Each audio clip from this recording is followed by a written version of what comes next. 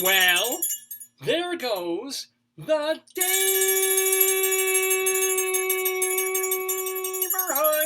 Good morning, everybody, and welcome. Welcome to the broadcast that we do every Saturday morning, 9 till noon or thereabouts, of the Dave's Gone By. Let me angle this a little differently. Here we go. The Dave's Gone By Facebookio Podcastio Programmio of the stream, featuring me, Dave Left. Oh, that's me. That's me talking. Dave Lefkowitz, my darling and adorable wife Joyce, who's over here, and So David, yeah. The suggested things I chat are woohoo, that's what's up, yep, with the thumbs up or good morning. Oh, I don't know So which. what should I do? Woohoo, that's what's up, yep, or good morning. I'm in a yep. Can I? Yep. What about woohoo? Are you in a woo? Which movie are you in? I think woohoo is the first one. All right, Joyce is gonna go with a woohoo, and because she controls sort of the messaging. It gave me the pre-formatted responses. Yeah, I'm saying if you do a pre. Well, she's never done that before? Facebook has never done that before. It gave me little things to click. Woohoo, that's what's up, and all those things. It just gave me to pick. I'm okay with woohoo. I did woohoo. Woohoo works for me. It does. It actually works for me. Me being Dave Lefkowitz, that's Joyce. This is the program. It's a mix of humor and talk and culture and interviews and all that sort of thing. And we've got a classic old style Dave's Gone By for you this morning. Woohoo. Yeah. Good evening. That's what's up. Yep. Well, we don't really need good evening at this point unless people are watching in like Iceland. Yeah, I'm going to keep picking them and see if it gives me different ones. Oh, yeah. Any let's see what else you got there. Every time I open it in a new tab, it gives me a new... If you get a mazel tov, that'd be really neat. Let's see if I'm going to open up... I just keep opening it up, like duplicating the tab. Quick brown fox jumped over the lazy dog would be an interesting thing to post. I just do duplicate tab. Let's see what comes up. Yeah, well, what else might come up? Now we got... Woohoo, good evening, that's what's up, yep. Well, it's the same. No, they lack imagination on some level. Mm-hmm. There ought to be something even like stronger. I'm just gonna say I am. Thoughts and prayers. Because if you ever watch this show, you know we need all the thoughts and prayers you could possibly imagine. Suggestions for the text suggestions. Yeah, for posting on Facebook. Thank you for watching us on Facebook every Saturday. So we're going to have a lot of our typical classic Dave's Gone By segments. For example, we have Greeley Crimes and Old Times for you, which comes from the pages of the Greeley Tribune newspaper. This is where they collect funny things that were in the Tribune in the last week or two or three of phone calls that come in to the local police department there. Real, actual calls of people complaining about something going on in the neighborhood. The funniest ones make the actual Tribune newspaper. Plus, 100 years ago, and this is where Mike Peters, our friend over at the Greeley Tribune, he looks at what was in the paper, the real paper, back in 1922, and picks out the weirdest, funniest, most nostalgic items, and we share them with you as well. We mix them up into Greeley Crimes and Old Times. We also, speaking of newspapers, this is kind of cool. What'd you get, babe? Rabbi Sal Solomon will be here. A lot of times he does interviews, or next week he'll be doing a special rabbinical reflection about Broadway. We'll talk more about that later. But this week he will be here. Oh, he's got a stack, speaking of news, of newspapers, because there's a lot of hard copy, old school newspapers in the Nassau County Five Towns area devoted to the mostly Orthodox Jewish community here. And Rabbi Saul kind of being on the fringes of that, because he literally wears fringes, he goes through the papers and will share with you what he finds in actual local newspapers here on Long Island. He's over in Great Neck, but he grabs the ones locally from the Five Towns, and he will. It's a fun segment. Rabbi Saul Solomon, the one, the only, the Jewish.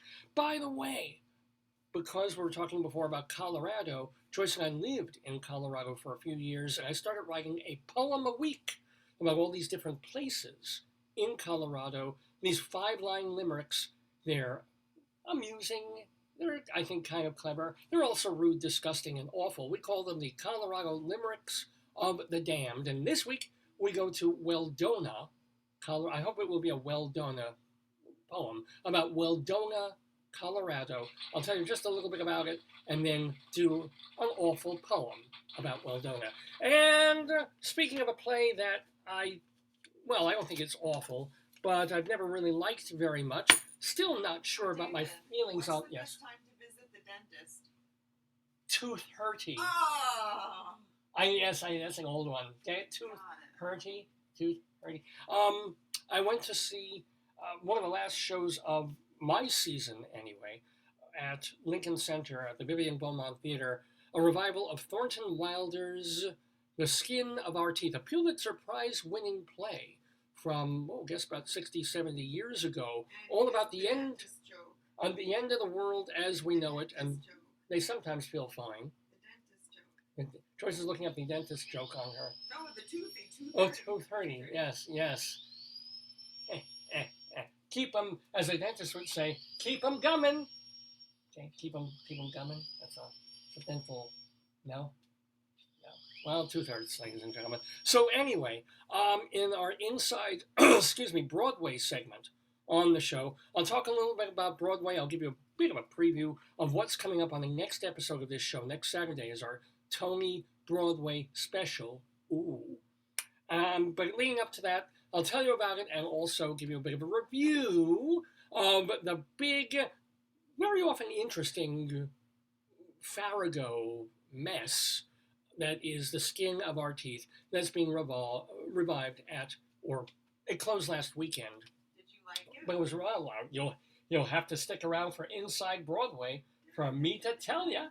And what else? So, and what's kind of cool is we have a connection to that happening on next week's show. Basically, this week's show is just, it's like, we're doing a show this week, and we're pushing next week's show. It's kind of like when Howard Stern would do one of his pay-per-view specials, or he'd be appearing somewhere, like a movie coming out or the book coming out, and then, like, for 3 weeks before that event, all the shows were essentially like him killing time and promoting and pushing the big thing. It's like, you're tuning in every morning from 5 a.m. until 9 or 10 in the morning, and I'm here, and Robin's here, and we're doing the thing, but the thing is, we've got a big premiere, a red carpet thing. We've got, please buy this. This is going to be what's happening on pay-per-view, and let me tell you over and over and over again. So this might be one of those shows a little bit here of me going, we got stuff to talk about. We got fun segments on this episode of the show. As a matter of fact,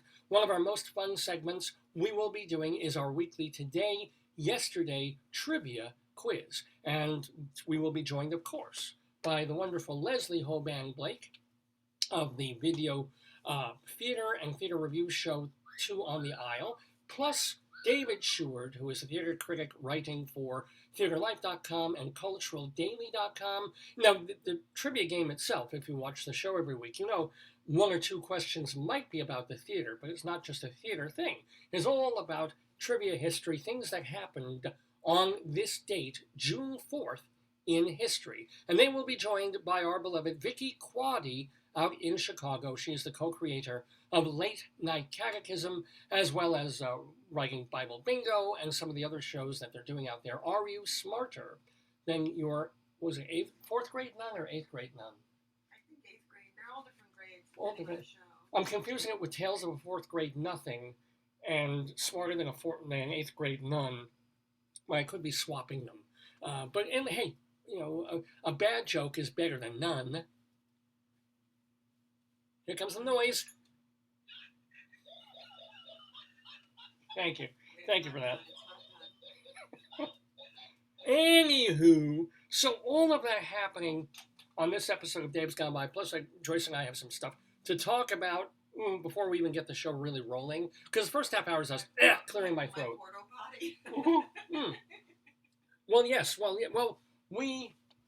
Let's see. Normally I don't have something behind me, but I put this up. I found this. It's hard to see in small print. Well, they have it big on their computers. You can kind of see. We did not go to this, and we had no intention. It's the memorial. Oh no, we weren't. Okay. We did not go to this particular one. We had no real desire to go to a parade on Memorial Day, which was this past Monday. It was Monday, right? Or Sunday or Monday? It was Monday. Monday. I don't know if that's the real day. Because parades, if you're over 5 years old, I'm sorry, parades suck. They're this incredibly pointless thing. I'm sorry if you like them, and God bless you if you like them. And some people would come to me and say, you love the theater. You sit through sometimes long, boring plays, and I can't even imagine how that's interesting to you. And I'm like, I can't imagine not sitting through It's the plays. ghost of the Chester drawer. Somebody just fell over. But parades, I look at this, and even when I was a kid,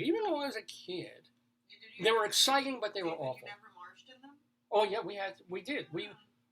I think we marched once, and we watched several times when I was growing up in Brooklyn and going to private school.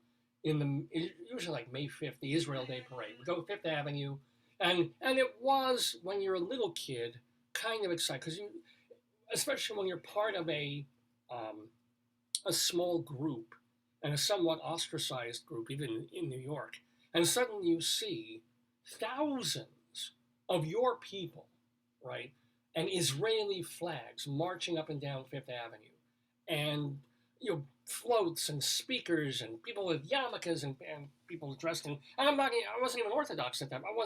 We were conservative and somewhat observant at that point, but there was this feeling of, oh my God, this is what it was only at that point. Let me see, 30 years after the Holocaust. We were still trying to get. Oh, I mentioned the Holocaust. I did. There you go. We got less than 15 minutes into the show, and I mentioned the Holocaust. You know why? I hate to say it, but you're low on your ice cream. Yeah, but here's the deal, and so, and it was also, at that stage we were also trying to get Jews out of Soviet Russia. The wall hadn't come down yet, and Soviet Jewry was a very big thing. You had people who were literally oppressed. Who can imagine Russia being a rough place, and then trying to use diplomatic pressure to get them out and all that. So a parade kind of meant something, and there you were on Fifth Avenue, and the banners and all of this, and it was this identity thing of, wow, I'm an American, I'm a New Yorker, well, a Brooklynite at that point, and then also a Jew, and that's totally okay, because we are out in the open marching, here's our people. And I have to guess that back in the 70s or 80s, when the gay pride parades started, there was a great feeling of that as well. That it was like, here we all are collectively, and everybody else is welcome to join. We wish everybody would come join us. But here we are, we're out in the open, we are wearing what we want, we're walking together. This is my boyfriend, my girlfriend, my husband, technically, if you got married in another state back then. And that's what it was really all about, not the actual thing of a parade, which is really people marching, walking, really isn't marching. People aren't marching like soldiers. They're just like, we're going to take a longish walk slowly, usually in hot, sticky weather. And we're going to go from here to here. It's going to take about 2 hours. We're going to be in a procession. The sun's going to be beating down on us. And we're going to be wearing a costume or playing. As a child, you don't know where your parents will find you at the end of the parade. Yes, that's terrifying. It's like, you're going to have to find your family somewhere, and you kind of know the neighborhood you live in, but you don't know how to get back to your house from the parade. I forgot that. That's a terror, too. We didn't have cell phones, so it's like you're like, okay, we're going to meet at the corner of this and that, and you're like, oh my God. Yeah, a child doesn't know the corner of this or that. I mean, there was no GPS back there. There probably was, but the government didn't release it. I'm on Pitkin Avenue and Avenue M. It's like, what the, yeah. But I remember that. You're right. And even if you went with a school group, what if you got lost? What if you took the wrong turn and the parade went the other way?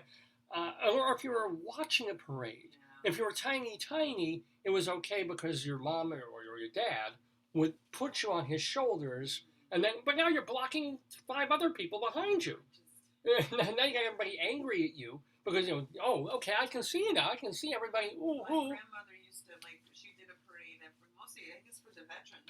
Yeah. And I used to pull people and, children in a wagon. So, the whole parade was, pulling people.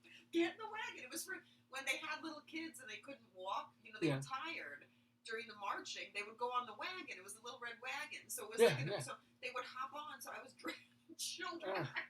Which, by the way, if you're dragging children in a wagon were you watching the parade or no, you in it? it? No, I was in the parade. So nobody can see you. No, I was like an emergency. So I was like, if the little ones that couldn't have trouble walking or they were tired, they could hop on the wagon and they wouldn't get, because if the child's tired, you can't leave them. Well, no, of course you can't drag them. No, there are going to be hundreds of people marching to them and no one with the kids. Yeah. So it was. But and the other problem is if you're in the first line of people watching the parade, you can see everything. Anybody behind you is not going to see any. It's like a bad theater where there's no staggering, there's no cheering of the seats. So it's fantastic if you have front row seats, and then anybody on the front row is like, okay, literally direct eye line. But even appearing or marching in parades, because my mind is on this because last weekend we had no real desire. We thought, do we want to go to a parade? And then we realized, no, it's just people walking and probably some folks in uniform and a marching band, which is not music you ever really want to listen to. Nobody, if I think I'm going to put on the radio. Okay, I feel like hearing some music. I'm going to put on Spotify or iTunes. Nobody go, I want to hear a Sousa march done by like ninth graders. Nobody fucking wants to hear that, ever. Maybe somebody.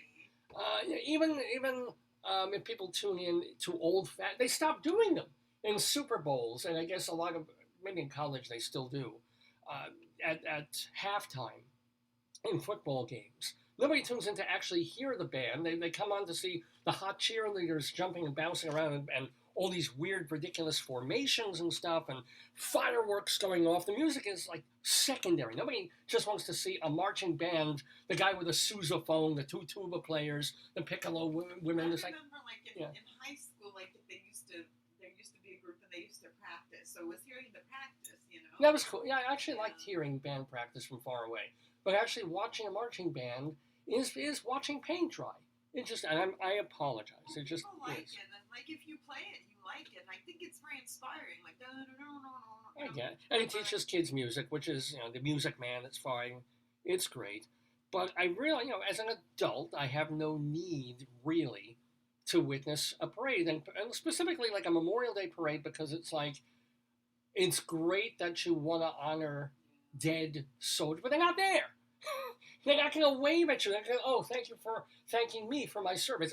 They're under the ground. That's the point of Memorial Day, right? It's not just a holiday. It's a day when we really honor and thank. It's a sad day. People who gave their lives defending our country, and they were killed in a war, in police action, in an accident, a friendly fire, whatever it is. We thank them and we honor them. And we do this by having a bunch of people kind of march along down a street, doing nothing, right? And because it's Memorial Day parade, I was thinking, well, why wouldn't there be floats? Well, what kind of floats are you going to have? Rose Bowl, Tournament of Roses, like nice. Thanksgiving, they have the Macy's has the.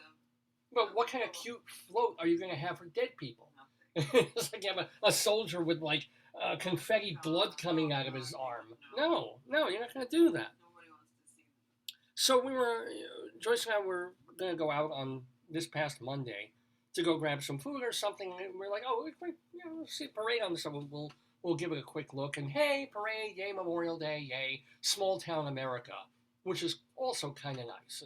There are towns in America that have a post office, a gas station, and a parade once a year, and that's what reminds them that they were a small town. It's kind of cute. But we're driving up Sunrise Highway. Well, you should say that you and I, we have no sense of timing. Like yes. When I lived on York Avenue, I lived near York Avenue. In Manhattan, I would always go out in the morning, the day of the marathon, and try to get back when there are millions of runners running, and I would be crying to get to my house. Yeah. So we knew if we went in one direction, if we want to see parade, we have one, fairly local. This will be one of them for Memorial Day. But we're like, nah, let's just go down Sunrise. We'll walk around one of the neighborhoods. We'll get some food. Little did we know. We were going to a carnival. Oh, so we were looking for that on that Monday. We were going to a carnival. Right, because they moved. A carnival that we had gone to in like Rockville Centre or Baldwin or somewhere. These people what's the moved B it one? elsewhere. Belmore? Belmore, yeah. It was with the B. Yeah, we live in Belmore. So we're like, okay, let's just go to that. We're not even No, carnival people we either. wanted to see the magician with the See if fat he was animals. still there. See if we won't go on the Ferris wheel, but just to see a big old Ferris wheel is kind of impressive. So we're driving, and then suddenly the traffic stops. And I mean on Sunrise Highway, which is like this 3-lane. Is it 3? It's like, well, 2-lane each way highway. Yeah. And we're like, traffic stops. And it must be slow because of. But what we didn't realize is literally the cops stopped traffic for the parade because the parade had to cross across Sunrise, which is the dumbest freaking thing. It's like, okay, take a parade, go down all these side streets, and then, yay, if people want to attend, if they want to see it, go a couple blocks away and march with them or set up your little chair, as we used to do in Greeley when they had the stampede. Don't you think they announce it? Oh, I'm sure they do. Or locally, they'll say, here's where it is. Yeah, they know the route. But in this particular case, for whatever reason, they decided that the route will also cross this. It's not a throughway, it's not an expressway, but this fairly important highway on Long Island that gets you from east to west. The southern state kind of crosses also north and south, but it's also east-westy. But through Sunrise Highway, and now we're there, and we're sitting there in traffic, and we're realizing, oh, they're gonna. First, we thought because it was such a straggly kind of event that a few people were coming over to kind of run towards the parade. Like we saw some people, a couple of mothers and children. Guard, like a crossing guard. And we're like, okay, here's a few people. They're running late to start the parade, or the parade's already over, and they just want to get them across. And then we realized, no, this is the parade. And then clumps of people. Your mother would say drips and drabs. Dribs and drabs, right? They start marching and just basically crossing the street, both sides of Sunrise Highway closed for this. It's not like they can have a portion of the parade go and then give cars a chance to move and then stop the cars again and let the rest. No, they just, I don't know when they started the stoppage, but we were stuck there for about 25 minutes.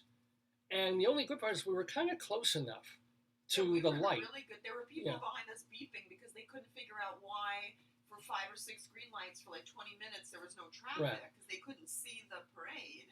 We were close enough. We could already see it's a parade. We were maybe 3 cars back, 4 cars back, maybe 5. I don't know. A few, and then there were also more in front of us. But then they figured out a way. If they didn't want to wait, they kind of jumped the curb. And then just like, I'm not sitting for this. And you could do it because both sides of Sunrise were closed. So, they weren't really doing anything dangerous. And we got up closer. And now we're watching, Joyce and I are basically having some of the best seats in the house for this parade because we're sitting in our air-conditioned car. This was the day I think it reached 85, 90 degrees.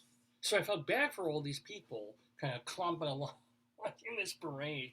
Meanwhile, we got the windows up, we got the AC on, and we're just looking out the window, and it's like, oh, there's children all in like red shirts. Woo. And there's, wasn't until the end, until they started getting the cool stuff. There were a couple of old cars, like, not even classic antique-y things. That was at the end, but what made me cry was when they had, I think, all the fallen soldiers, the flags. That made me cry. Yeah, well, because you had, Uncle Bob, and you had... a prisoner of war. I didn't know that. Mommy told me he was a prisoner of war. Wow.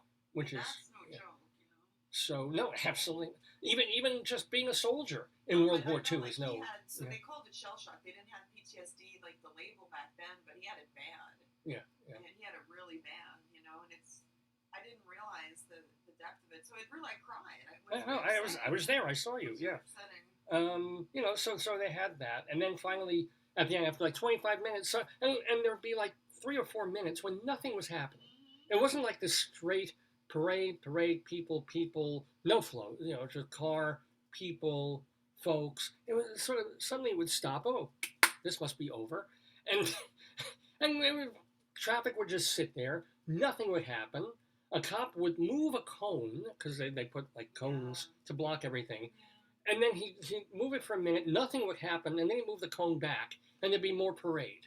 It was the dumbest fucking thing I've ever It seen. was like a lull. I don't know the organizers, but they had a lot of like dead air where there was like nothing. So I don't know how they were directing you. Normally in a parade they clump you Yeah. up. Or if not, a steady procession of people. And sometimes, like, if you have a group together, they need to, like, sort of, okay, are you all ready? Are you all together? We don't want to lose Missy on Pitkin Avenue. Good, we're all here. Yeah, okay, let's go. March. There was a marching band, briefly, and there was, at the end, fire trucks, which were, it's fire trucks. If you're a 7-year-old, it's the most exciting thing in the world.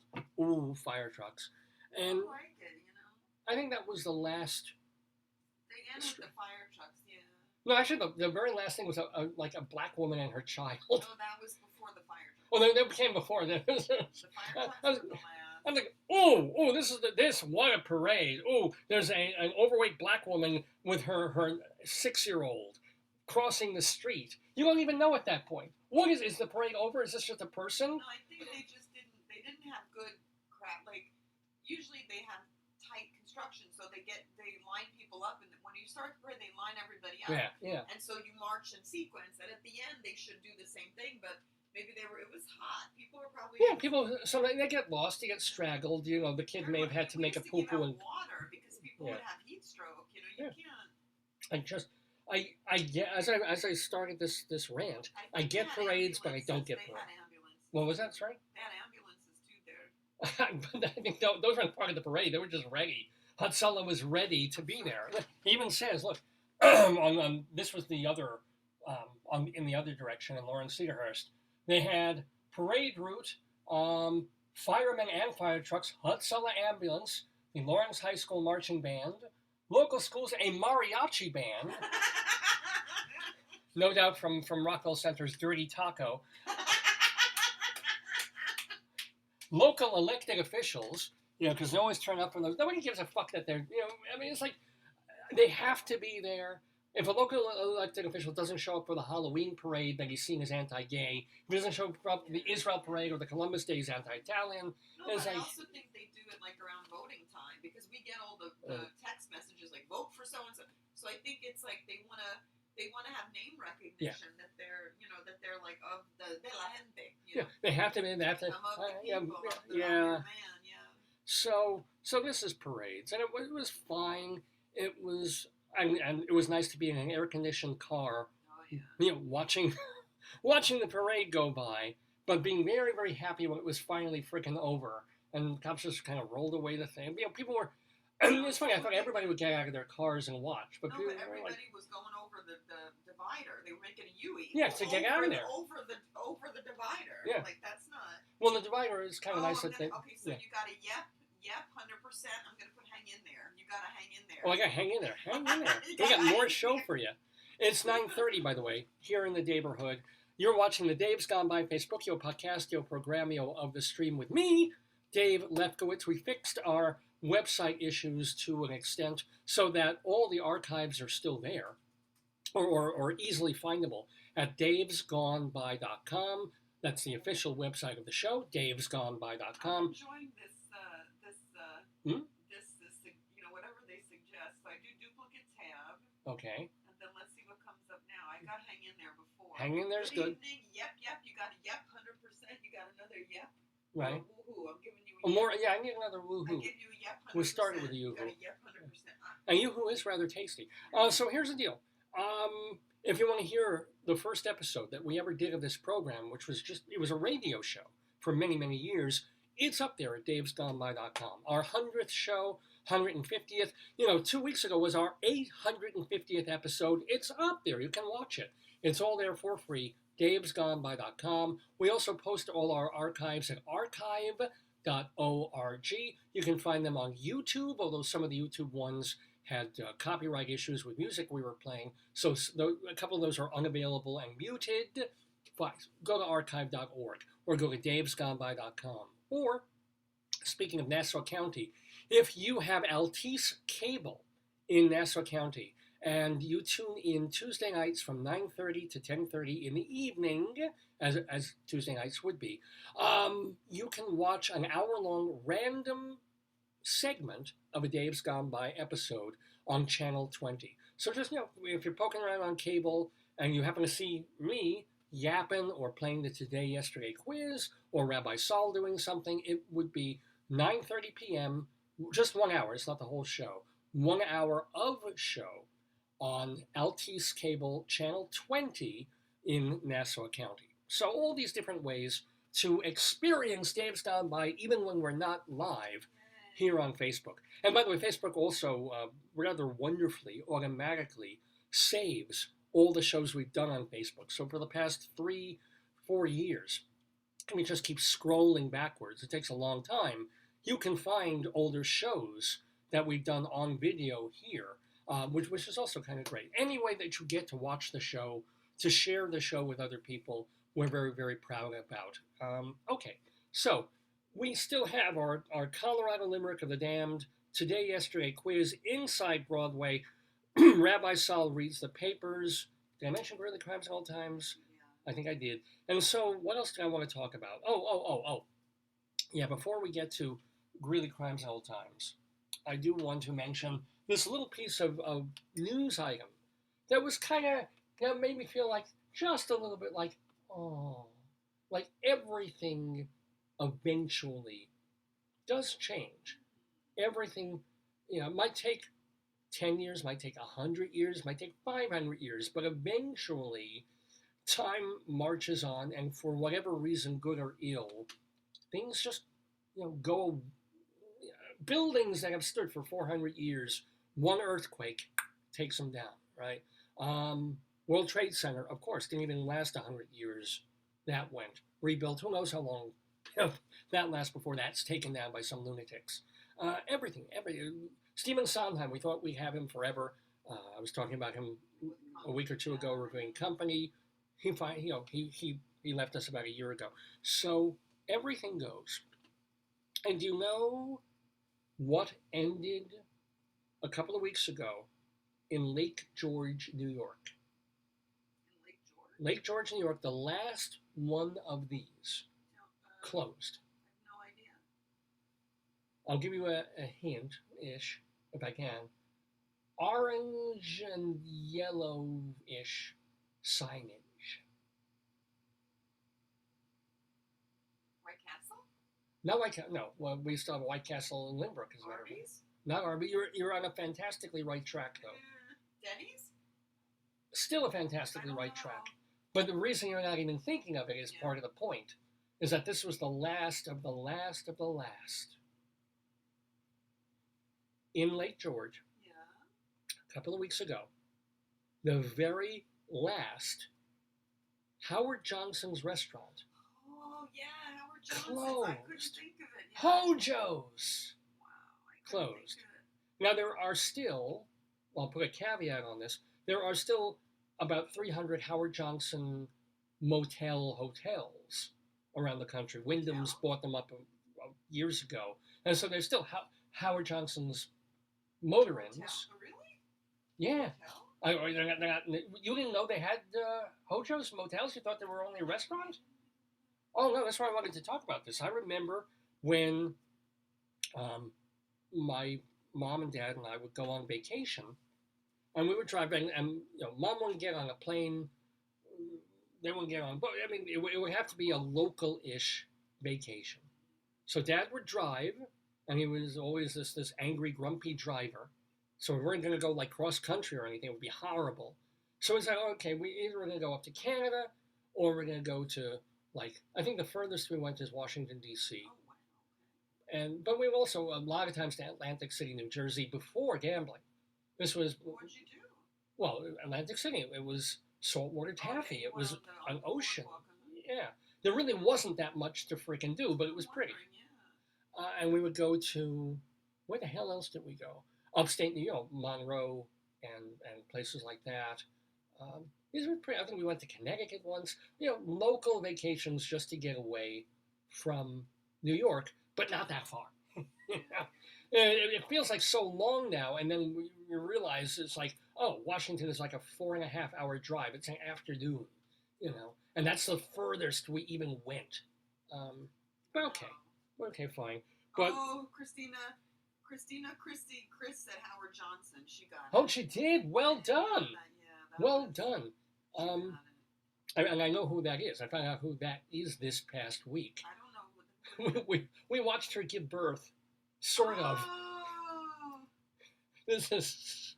I'm glad you're watching, and give my regards to your coworkers who I know. So anyway, Hojo's, right?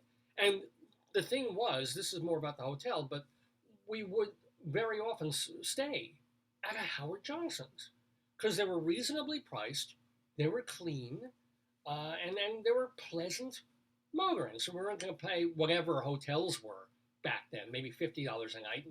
You could stay in a Hojo's for $30. Well, we're talking about 40-something years ago. And they were fine. And then, and we would also eat, because they were always connected to a Howard Johnson's restaurant. And they were they were fine. Everybody makes fun, oh, how you ate at a Howard Johnson's? Oh, my God. Why don't you just go to Tad's Steakhouse? Well, remember, first, my mom was kosher, and my dad wasn't. And I was kind of keeping kosher. So Mom could get fish, because Howard Johnson, you can get fish. You can get breaded filet of sole or whatever the hell else they did. And Dad, when he wasn't kosher, could get something that he wanted there, and I could go either way. And then after my grandfather died, Dad went kosher, and then so you could go to Howard Johnson's, and you didn't have to order. You could order a breakfast thing or an omelet, or you could have fish, and reasonably priced, and you didn't have to order any meat on the menu. They had an option. You could get tuna fish. They had options for people who were kosher, even though it was far from a kosher restaurant. And it was always very helpful to have, and a nice place. You had coffee. It had a Hamisha Friendlies kind of egg and I kind of feeling about it. It was a pleasant little, middle of the road, middle class dinery place, and they were nice.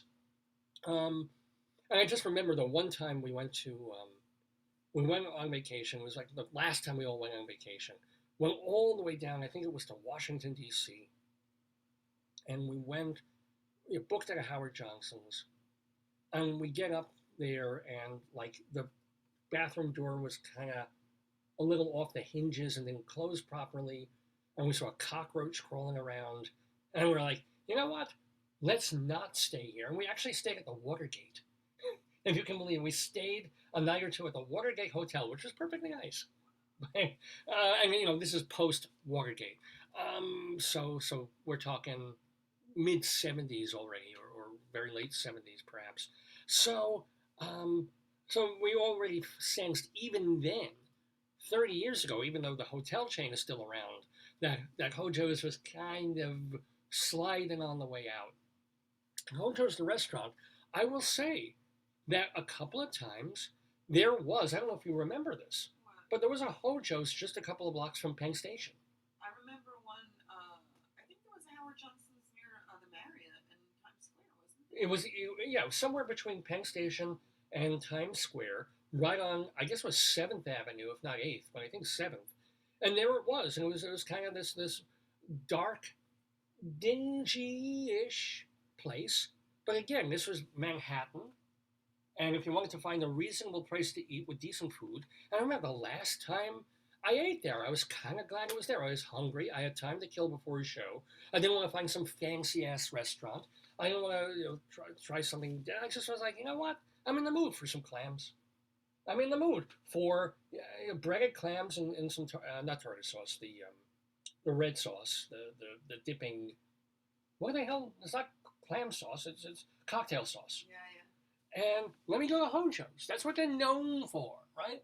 And it was fine. I remember the carpet being a little dingy and kind of dirty, and the clientele perfectly fine, and the waiters and waitresses okay, but it sticks in my mind. I was like, I'm not going to eat here many more times, but I'm kind of glad this is still here.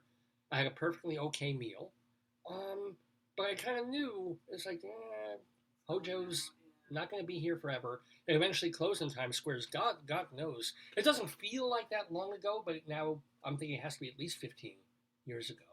And the very last Howard Johnson's closed up in Lake George. Howard John's used to have like 1,000 restaurants across the country. It was the biggest restaurant chain before you started getting all the McDonald's and all the Burger Kings and the Wendy's and everything else. Why do you think it closed? What's the real deal? I don't know. I guess it was sort of caught between being like a diner and an actual restaurant, and it wasn't high level enough. So it didn't have. Coffee shop. You know how if you hang around too long at the fair, you're the wallflower at the. I mean, think of how IHOP has to fight back and call itself like pancake, whatever they call themselves. The thing is, the IHOP here said we have pancakes. Yeah, it's like, can you imagine IHOP having to have a sign that says we serve pancakes? It's like, what the? Of course, yeah. You might want to tell people that you also serve like turkey dinners on Thanksgiving because pancakes is a given, right? Even Dunkin' Donuts. Dunkin' relabeled itself, what, Dunkin'? A bunch of years ago. It's like, okay, because why? Because you serve bacon in a bag? It's like, they're fucking Dunkin' Donuts. What else do you need to be? Oh, you love the bacon in the bag. That was very tasty. I'm just saying. So Hojo's didn't really rebrand or whatever. It stayed good old Hojo's. And, when generations pass and you don't have that nostalgia, and you have, 20-year-olds who want to go out and eat someplace hip or go to TGI Fridays, which will be in the same boat 5 to 10 years from now as Hojo's is. It's like, okay, let's, Dave and Buster's, whatever that place is. That's like, Dave and Buster's is like for kids. It's like they play. Well, it's like Chuck E. Cheese, but for grown-ups. Yeah. It's like having a play date. Oh, it's a great idea. People, go get a burger, get a drink, get fries and a Coke, and then go and play skee-ball, or go and play video games, or go and play. Or play that thing where you can shoot baskets into a hoop. It's a cool idea. Because grown-ups still want to play. They're on a Friday night. They want to go out. Well, imagine if you have like a date that you don't want to be a serious, romantical. You don't want to talk, yeah. Well, and you don't want to talk either. But you want to have an activity. That's what adults crave. That's what we all need. We don't want to just sort of sit there either watching TV or just having to sort of talk to each other about nothing. It's like, oh, let's do something. That's why guys go fishing, right? Guys don't want to sit in a room or out on a porch and really talk. They're men. They're like, well, let's go. And yet they don't have to say a thing, right? They might yammer a little on the way in the truck going over. And they'll help each other. They'll bait the hook. They'll get the thing ready. They'll get the cooler, they'll pop a beer. And then for a half hour, just kind of sit there, watch the water, and nod. And that is heaven for a guy, right? Not for every guy, but that's perfect. That's freaking fantastic, right? Because you're doing, even just standing there holding a fishing rod and a fishing line is enough. If you took away the line, the rod, the bait, and the fish, and you just put the guys in the room that want to shoot themselves because they've got nothing to do. Putting that line in their hand with the hope of a fish tugging at it changes the dynamic 150 zillion%. That's the way people are. Give people a little fun, cute activity. So it might be an escape room. That's a big kind of thing now. Murder mystery, dinner theater, or put them in a place like kids would go to, and give them fun little games to play when they're not eating. What happened? Remember we would go to this, one of the coffee shops in Greeley, Colorado, and you go there on a Saturday or Sunday morning. And you have people playing board games. Now they could sit there and drink their coffee, or they could play Scrabble with each other, or chess, or Uno, or whatever the hell else they were playing with each other. Is give people a not too taxing mental and or physical activity, and they're in such better shape. How did I get on the Dave and Buster? Well, because of Hojo's. That's what Hojo's need an activity. If every morning at the hotel or the restaurant you gave patrons the opportunity to put on Wellingtons and coats and go clamming, and say, if you get the clams, we'll shuck them we'll fry them and put breading on them, Requires a new. and then you get to eat your own clams, the clams that you shopped, that you found at this You got a woohoo. waterbed. Then everybody would love it. Then Howard Johnson would be a thing. Because also, it's not like lobsters where you look at them and you see them in a tank and you feel bad. Yeah, they're like. Or if you catch a fish and then you have to skin it. I mean, there's something about that. But a clam, it's a little bivalve thing. I was like, I'll eat that. Yeah, I don't care. Just here it is. Hope I kill it, steam it. I'm good, right? I think that could have saved Hojo's the restaurant. You know, and it was iconic enough that I think in a terrible song by Frank Zappa, Billy the Mountain, this endless, like supposedly comic mini opera that he did called Billy the Mountain on one of those early 70s albums with the Mothers. It's like there's a Howard Johnson's. Wanna eat some clams? So even back then, it was like a not hip. Used to get, my mother used to get liver at IHOP, and my grandfather used to get those. They look like erasers, but they're breaded. Oh, mussels. Yeah. I think. Oh God.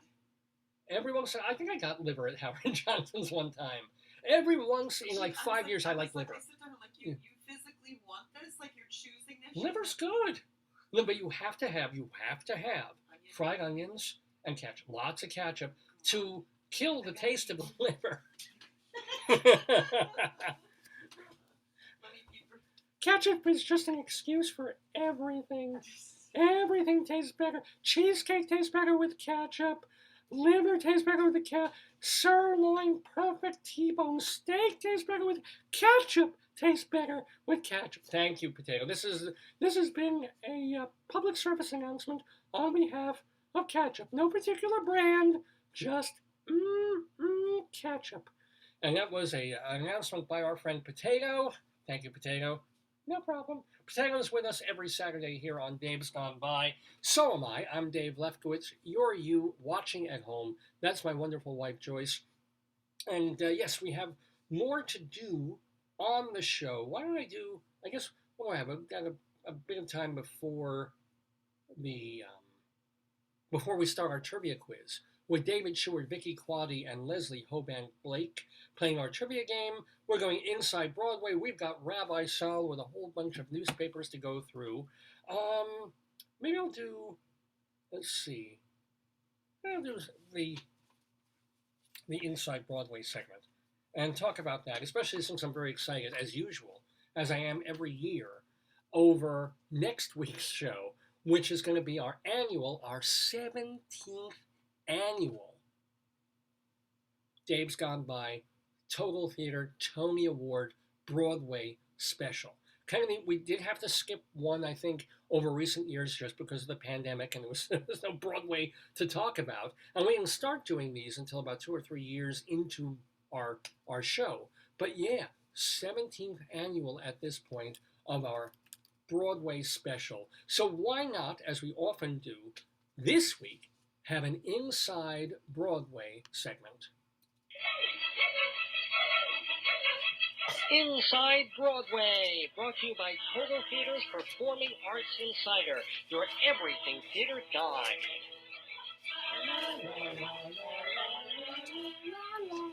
Yes, Inside Broadway we go, here on this Saturday, June 4th, 2022, the week before the Tony Awards happen. They're happening next Sunday, June 12th. They're going to be live at Radio City. CBS TV is going to be going to be broadcasting all 3 hours live. It just keeps giving me like Good Evening or all the. But yeah, CBS learned its lesson, and they tried last year to do this thing where 2 hours was on regular TV, 1 hour was on their pay service Paramount Plus, and there was also and it was not the year to be messing around with like weird ways of doing the Tony Awards. It's like people were just happy to have some shows to talk about, even though at that point the shows that were nominated were 2 years old, some of them. So this year they're going back to what they know works. They're hoping the audience will be back again for Tony Awards because they've been attritioning viewers year after year. They might be. They've got some stars who will, whether or not they're nominated. There were some stars on Broadway, including Daniel Craig in Macbeth. You've got Sarah Jessica Parker and Matthew Broderick in Plaza Suite. You have Billy Crystal in the musical of Mr. Saturday Night. Beanie Feldstein is a star, and she's in Funny Girl. She said she doesn't show up, right? She's not MIA. Well, she's MIA for some times a week and stuff, but I assume even though she wasn't nominated, she'll take part in a Funny Girl musical segment. It'd be actually, I feel great for the understudy if she goes in there and does it. She was really, really good, Julie Benko. So if they get her to do it, that's just great. But also, they've got a rather celebrated and unusual front runner for Best Musical called A Strange Loop. I mean, I don't think it's going to attract necessarily any of your mainstream Broadway, old school Broadway watchers, Tony Award voters. That's the one about the black queer usher writing a musical about a black queer usher writing a musical about a black queer usher, which has some great stuff in it. I'm not in love with it the way so many other critics are, but that might have a little bit of excitement to it, not the way Hamilton did like 7 years ago. So there might be some draws for your non-directly like, I love theater, I love musicals, Broadway crowd. The way the Oscars get people who barely even go to the movies, but they watch the Oscars.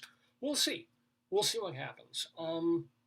But that is next Sunday, live, 8 o'clock Eastern. They're also, unbelievable that we had to move away from Colorado 3 years ago, and this will finally be the first year that the Tony Awards will be live at the same time everywhere. You were pushing for that. How much? Every single year. That was your cry from like the first time I met you. It was kind of like, here I was in announcing winners. Greeley, Colorado, and the Tony Awards broadcast was 1 hour tape delay. Even though Colorado was 2 hours behind New York, they would tape delay the Tonys by an hour if you were watching them in Colorado. So it was ridiculous. And there was a point I was even writing and blogging about the Tonys for StageBuddy.com. And here I was trying to watch the TV show and enjoy it and write about it, but at the same time, I'm seeing on my Twitter feed somebody just won an award that I wasn't about to get to watch for another hour. And there was such a ridiculous disconnect. And how the Tonys just year after year, sports events don't do this. When the Super Bowl goes on at 6:20 p.m. Eastern time out of wherever it is, Pasadena, who knows, if it's 4:20 p.m., as it would be 4:20 in California, or 3:20 in fact, that's what it was, right? Everything, it would be, everyone in America be watching it live together. But no, the Tonys, it's New York, it's East Coast, it's all happening live here. But if you're any further west than like West Virginia, it doesn't have to be live. You can wait, which was the thinking in the era before everybody was online, blogging, tweeting, Instagramming, and who would watch the show? Who would watch the Tony Awards on a tape delay when you could just kind of zoom and see who the award winners were? And go on YouTube and watch highlights. And so maybe this year that will help solidify a national audience for the Tonys, which, by the way, if you don't know what the Tonys are, they celebrate the Broadway shows of the season. And there's all these categories of best play, best musical, best revival of a play, best revival of a musical, best new score of a show, which is the music, best book and lyrics, which are the words, actor, actress, featured actress, choreographer, the person who does the dance, and then all the set designers and the costume designers, and all of that are rewarded for the work of a season that people weren't even sure 52 weeks ago that there would be any kind of a season. The extraordinary thing about this year was that there really was a very full season, despite some shows taking weeks off because of COVID, despite lead actors having to sit out and whole parts of the company being replaced by subs and understudies just because they came in contact or they tested positive, had to stay home for 5 days, but the shows usually went on. Or they went off, but they came back 2 weeks later. And it helped that all these producers got money from grants to pandemic emergency grants that gave these people millions of dollars while they were paying actors while they were off, or to get things back and to advertise again and to market these things, whatever. We really, really did have a season, almost in a lot of ways a normal Broadway season. That's good. Ordinarily, that would be ordinary. But this year, it was really kind of extraordinary and wonderful. So we're going to celebrate Broadway next week on Dave's Gone By. And I did get to see a show this week, last new Broadway show of the season that I'm going to see. And it is a revival of an old show, a classic of sorts, if you will. Thornton Wilder's The Skin of Our Teeth, directed by Liliana Blaine Cruz at Lincoln Center Theater's Vivian Beaumont Theater. That's up on 65th Street, the only Broadway theater that is above like 55th Street. It's the one that's really out of the way of walking distance of all the other Broadway theaters. So here's the deal about Skin of Our Teeth, which won the Pulitzer Prize just for being quite different, quite a novel idea, with a bit to say about mankind. Now, if you know Thornton Wilder, he wrote one of, if not the greatest American play, Our Town, right? Which is this avant-garde for its time piece about the American family, your incredibly typical American family in a small town. But he also took away the trappings. You didn't need real sets and props and things. People mined stuff. And then by the end of it, in the third act, there's a whole metaphysical part. If you know, I'm not going to give it away if you don't know Our Town. You should know Our Town, possibly by heart, okay? Just one of the great American plays by Thornton Wilder. And a very humanistic play, but also a much more, it isn't all sugary and all that. So it's also, I wouldn't say a cynical play, but there's a great understanding darkness to it as well. And that's Thornton Wilder. And I just finally, after all these years, I finally got to read his book, The Bridge of San Luis Rey, which is also a masterpiece. I think he won either a Pulitzer or a Nobel for that. And again, it's this both macrocosmic and microcosmic look at people. It's all about a bridge collapse in Peru, right? And 4 or 5 different characters, people, and their lives up to the moment that they were killed seemingly randomly in this bridge collapse. And it's not, it is trying to understand, but it isn't. It's an understanding that there is no understanding. There's a priest, Father Pio, who is trying to come up with something tying together. Were they all evil, right? Was this an act of God saying, oh, these people, there's a reason they're connected. They died not for all the same reason, but each one has is there some kind of connection in the universe why at random they lost their lives? And there is and there isn't.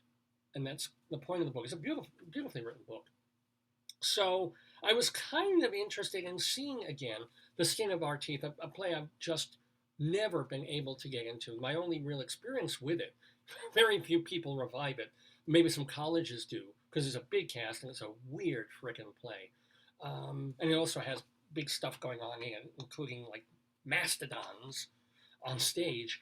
And they did a PBS version about, God, must be 40-something years ago in the 1980s, with Harold Gould, I think, Sega Thompson, and Blair Brown was there. She played Sabina the maid. She was one of the main reasons to watch it, because she looked real cute in the maid outfit. But I was watching this play, and I'm like, what? Okay, I kind of get it from the first act. And it's, oh, look, they have prehistoric, adorable animals on stage, and the people are interacting with them, and cool. And, oh, the Ice Age is coming, they'll die, sort of. But the family doesn't really die. They survive into the next. And then by the middle act, I'm like, okay, they're in New Jersey and at this carnival area, and okay. And then the family dies, but they don't die, and then they come back, and then it's later on. And by the end of it, I'm just like, okay, whatever. And I still feel that way about the skin of our teeth, even after watching a very strongly directed version of it at Lincoln Center by Liliana Blaine Cruz. She absolutely has ideas. She absolutely has control of the material. It's kind of like but for me, it's that old thing of you can train a bear to ride a unicycle, but at the end of the day, it's still just, it's a bear riding a unicycle. Why? Why'd you bother? Okay. And that's the question. There's a lot of time and thought and money that went into this beautiful looking production. Here's the secret. We're going to have the set designer of The Skin of Our Teeth on next week as part of our Tony show. But, watching it past the first act, which is quite entertaining for the most part, we're getting it. We're with this family. They're weird, and they're interacting with the animals, and the Ice Age is about to get them. Okay, we kind of follow that along, and there's more comedy in the first act than later on. Fine.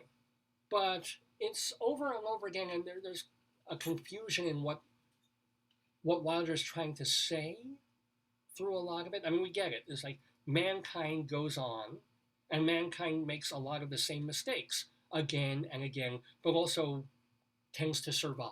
And if that is the idea, we don't really need 3 hours for him to tell that and show that in 3 different ways. So even though the piece looks great with, set by, I'll say it, it's Adam Rigg, who'll be with us next week, and the lighting by Yi Zhao, costumes by Montana Levi Blanco, and it looks wonderful.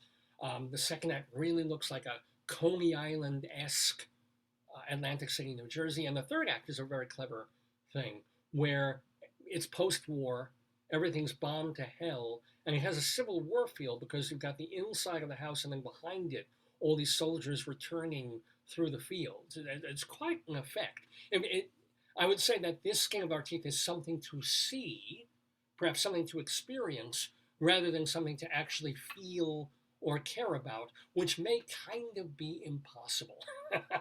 Just because, the characters are not necessarily ciphers. We know the father is this flawed guy who's trying to tie everything together, but he's also sleeping with a maid, and he's glad-handing everybody. And the mom, she is holding the family together, but also to the point of defending one of her children, who is a psycho. He always gets into trouble, and he always gets out of trouble by killing the other person, whether it's Cain and Abel, whether it goes down through the ages. So there's an interest in that, and you know what you're watching, but again, there's just this sense of, okay. So I would give this production of Skin of Our Teeth 3.25 stars for what it is and is trying to do out of 4 stars, but only 2 3/4 overall for just having to sit and watch it. Now, this could have been disastrous. I was dreading, I was interested in seeing what they did with this play, but I was dreading having to sit through the play. And I can't say that, I would go next week and see this again. It's gone. It ended its run. I wouldn't.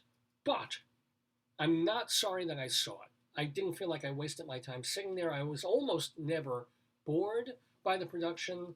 I respect a lot of the directorial choices by Liliana Blaine Cruz. The lead actress was a lot of fun, except when she wasn't. She was doing this put-upon French accent, which she's supposed to do. This very ridiculous fake French accent, and these movements that she was given, which are great, except when she's really nattering along very, and half the time you can't understand what she's saying. And then her accent changes a bit in one of the 3 acts. And I'm not saying it changes like when she comes out of character and is supposed to be the actress talking. I get that. But there's other points when the accent fluctuates into something else. I'm just like, every moment when you're watching this play, you're like, well, this is kind of working and kind of not. It's great to look at, but kind of like, okay, so what? And so, again, if you have to revive The Skin of Our Teeth, you could do a lot worse than Liliana Blaine Cruz's production at the Vivian Beaumont Theater. But did you have to revive Skin of Our Teeth? That remains the goal. And it bugs me as a playwright more than it might other people, because then you would say, well, what about all these other wonderful plays that have had one shot over the past 40, 50, 70 years? You got Mint Theater, thank God, reviving some of those. And what about all these plays that don't get done so they can revive this because it won the Pulitzer, because it has some academic interest to people, when they could have done something else. It was kind of like the Tennessee Williams worship about 20 years ago, when everything was everything. Oh, got to revive Williams. He wrote something on a napkin. Let's stage it. And it's kind of like, hold on. There are things that should be revived. There are things that should be revived infrequently and not as much as they are. I would go with it. I wouldn't mind seeing. Even our town has not lacked for productions. They can wait a little while longer for maybe another 5 years, and then it's always good to bring our town back. So do that one instead. Anyway, that's how I feel in the neighborhood when I do this segment that I like to call Inside Broadway, because, ain't Broadway grand? Come on, play it. Play the song there. Where is it? Hold on. I gotta find this again. Oh, I had it queued up so nicely, and then I lost. Here it is. I hope. Yes. It's the famous gay white way, where the night is bright as day. Ain't Broadway grand? It's not just a thoroughfare, it's a tingle in the air. Tingle. Ain't Broadway grand? It's excitement, it's romance, it's all fun and song and dance. This wonderland, you can be a millionaire quicker here than anywhere. Ain't Broadway grand? Yes, ladies and gentlemen, Broadway is grand, and it's grand to do this program. Dave's Gone By every Saturday from 9 in the morning until noonish or thereabouts. And you definitely don't want to be tuning in over the next couple of weeks. We got the special Tony show next week. We've also got some cool guests taking us through the end of June. So definitely check our Facebook page for information about that, and davesgoneby.com as well. So we've got some other things to do on this episode of the show. We've got our Today Yesterday quiz coming up in just a couple of minutes, as well as Rabbi Sol Solomon reads the papers. Oh my. And Greeley Crimes at All Times.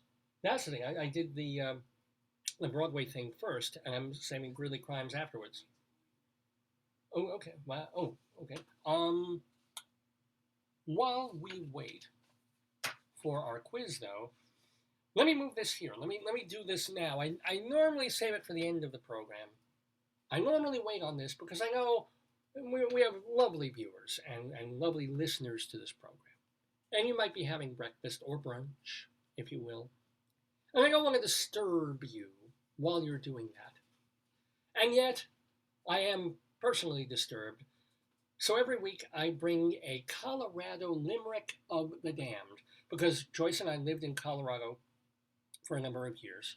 And I got it into my head to write a little poem, a horrible, tasteless, sick, disgusting little poem about all these different towns, cities, and burgs in Colorado, just for the heck of it, just because I could, and I wanted to challenge myself to see, hey, how many can I do? Which ones can I find a rhyme for this town? And usually I'm able to, some I don't. But this time, once again, having written, I think at this point, more than 200 of them, I share one every week. And this week, we go to Weldona, Colorado. Yes, there's a place called Weldona in Colorado. And I have written a poem about it. A Colorado Limerick of the Damned. You're the poetry man. A limerick is a comic verse of 5 lines, in which lines 1, 2, and 5 will end with words that rhyme. And likewise, verses 3 and 4 also end with words that rhyme. So this is a limerick. Rocky Mountain, Colorado Colorado, Rado it is. We go to Weldona, Colorado for a limerick. Now, let me tell you just a little. I don't have that much about Weldona. It's a small town in northeastern Colorado. It's actually in Morgan County, and it's got fewer than 150 people in it. They've got a church, they've got a post office, and people living there. And typical of Colorado, it's a place to come to when you can do hiking and fishing. Remember I talked about the men who just need an activity? You can go do that particular activity, fishing, in Weldona, Colorado. And they have the Andrick Ponds Wildlife Area. And if you've ever suffered from Andrick Ponds, there's creams now that you can put on that will help you. But yes, I've written a poem not one for the kids, about Weldona, Colorado, a Colorado limerick of the damned. Ahem. A courtly young lass from Weldona maintains quite a proper persona. She seems oh so prim, like there's ice in her quim. But trust me, that freak is a Mona. Please send your comments and complaints to davesgoneby@aol.com. It's davesgoneby@aol.com. Yes, I still have an old AOL address, and I use it specifically for Dave's Gone By related emails. I can't necessarily respond to everyone, but I certainly read everything. And if you message me here on Facebook, I look at those too. So if you're a friend on Facebook, you want to message me, go ahead, or you can also post your thoughts right under the show, like where my wife Joyce is posting her little yeps and her woohoos. You can post there too, and I will try and read them. At the end, after the show's over, I do look at those, and as can everyone else. But if you just want to get to me directly, davesgoneby@aol.com is the way to do that. You can also check my Twitter feed, Radio Dave 2. It's Radio Dave and the number 2. And then I don't tweet much. I'm not that into it. I somehow got semi-hacked, so there's a ton of things about Bitcoin on there that I'm not sending. They're on my personal feed, but I'm not sending out. I don't even want to frickin' deal with it. But every once in a while, I do post something on Twitter. It's Radio Dave 2. And I hope you can all check that out. I'm just texting my friends here, my friends of the neighborhood. I'm going to tell you who they are because I'm hoping that they're going to come join us momentarily. There will be Leslie Hoban Blake and David Sheward. Leslie is the host or co-host of Two on the Aisle, a YouTube channel where they do once a week, once every 2 weeks, a show of theater reviews, of theater interviews, of them talking about the Broadway and off-Broadway theater. Leslie Hoban Blake, also the wonderful David Sheward, who is a theater critic for culturaldaily.com and theaterlife.com. Also, I want to, and we're also there she is. Okay, we've got Vicki entering the neighborhood as well. Now, I'll introduce her as she logs on. So here we go. Logging on, Vicki Quade, a playwright and actress from Chicago. Unmute, Vix, so we can hear you. Make sure you go. Hello, Vicki Quade. Hello. Speaking of Memorial Day, speaking of America, This is London. Because of the It's the flyover. And we do have so Vicki is the co-creator of Late Night Catechism. She's also the creator of Bible Bingo, which you can see at the Greenhouse Theater in Chicago. She's also the creator of Are You Smarter Than, was it your 8th grade or 4th grade nun? Vicki. Oh no, you went. Sorry. Yeah. Oh. I said I was just have to talk to my daughter for 2 seconds and tell her I was on a Zoom. Go ahead. No, I'm done. I just told her I'd have to call her back. So the question was, is it, are you smarter than your 8th grade nun or 4th grade? Yes. 8th grade nun. Are you smarter than your 8th grade nun? Because, when you get to be that age, you think you're smarter than everybody. Right, which is how I feel. The answer is yes. Leslie is here. She's trying to log on, but she's. Oh, yeah. Yeah, she's I just a wonder, hi, participant. guys. I wonder if it's okay with you if I just do voice today. Is that all right? I promise I'm not cheating. Oh, we'll take your word for it, Leslie. Although if you win, we will have the. It would be it would be contested. I totally understand. Thank you for, if I can give you the explanation, but you'll die laughing if I tell you what No, happened. no, I want to hear it. Oh yeah, no. God forbid we should have some comedy Yeah, on this show. I want to hear this. Okay, so I was up early enough, everything was fine, and I thought I'd spend a few minutes watching something I taped, right? Yeah. Yeah. And it was the Joe Papp special from last night, and I lost all track of time. I swear to God, I just got so connected. I looked up and suddenly it was 10:13. Oh, I haven't combed my hair. I haven't brushed my teeth. I just sat there. I was mesmerized. I am truly sorry. Oh, You know, no. I'm not going to the theater, so God help me. I needed something like this, but I'm so sorry. You have time while you're talking to us to run. No, it takes more than that, kiddo. Please. You think You'll I never look be a human? kid I don't even again, look kiddo. humanoid. All right, here we go. So why don't we, while we're waiting, I'm not sure why. In this case, we don't have David Sheward yet. Oh, yes, we do. Hold on. Very Famous good. last and happy words. Joining us in the neighborhood is also critic for Theater Life and Cultural Daily, David Sheward. Hello, David. There we go. Oh, you are unmuted. Yay. Well I done. just did. Thank you for joining us. So the gang's all here. Very quickly, David, how was your week? Everything good? Pretty good, yes. Finally got to see Funny Girl With who? with the cat with everybody, with With Beanie Beanie. Feldstein and Ramir Karamurlu Ramin Karimloo, yeah. and Jane Lynch and everybody. Yeah. And then as a result, I was able to finally vote for the Tonys and the drama desks. Mit Mazel. So, hey. I won't be voting this year. I didn't see enough. That's it. I'm not going to, so that's that. Oh, Real quick, David, having seen now Funny Girl and everything, what can you tell us what you, and we'll talk to you next week, of course, but your pick for a revival of a musical now? Would it be what? Caroline or Change, or would it be Funny Girl, or would it be what? well, Funny Girl isn't nominated for anything. For anything. Wow. I thought it had one. Did it not have even one? It's not nominated for revival of a musical. It is nominated for Jared Grimes for the Tonys, who plays Eddie Ryan, a supporting actor, and it is nominated for just the tap choreography for the drama desks, and and Jared Grimes, and I think one other category for the drama desks. But my choice doesn't change since it's not nominated. My choice, I am going to go with Caroline or Change. Whether or not it will win, I don't know. It probably will be Company because that's still playing for the Tonys. What is your choice, David? Sorry, what?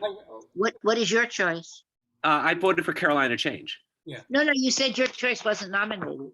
Oh no, I said I couldn't vote. Okay, I saw Funny Girl. No, I understand. I thought you meant there was another play that you would have voted for and it wasn't nominated. No, that's what it sounded like. But No, you went with Caroline. I went for Caroline or Change, yes. I didn't see Caroline or Change, but I would go with Company. I just saw it again this past week and liked it. I liked it a lot the first time, loved it the second time. Oh, I liked it too. So, all right, we know the rules. We're the usual team. It's today, yesterday. Every question is worth 2 points. I know, Vicki, we're not going to rush through it. We've got an hour, but We have to rush through it. I just have a breakfast thing I have to go to, and I believe, like in an hour. Does David know that Vicki won last week? Oh, congratulations. Wait, No, no. Our guest. Our guest. Won last Oh. week. Boy, Maybe. I'm going back to sleep now, guys. So, however, since you're all here, I do. And I have a matinee. So Mike, would you like? What are you seeing? I'm seeing Fat Ham. Oh, yeah. Oh, well. 100%. Yeah. Okay. So, Vicki, would you kindly pick a number between 1 and 6? 2. 2. Okay. And Leslie, let me guess. 6. An invisible 6, yes. Invisible 6. And David, are you your usual 3? A 3, yes. All right, here we go. That made that quicker than usual. Let's roll some dice. There's a digital die that came up in number 1. Number 3, David Sheward. Would you like to go up? I'm sorry, 3. Huh? Yeah, I'll go first. David Sheward will go first. Let me roll the die again.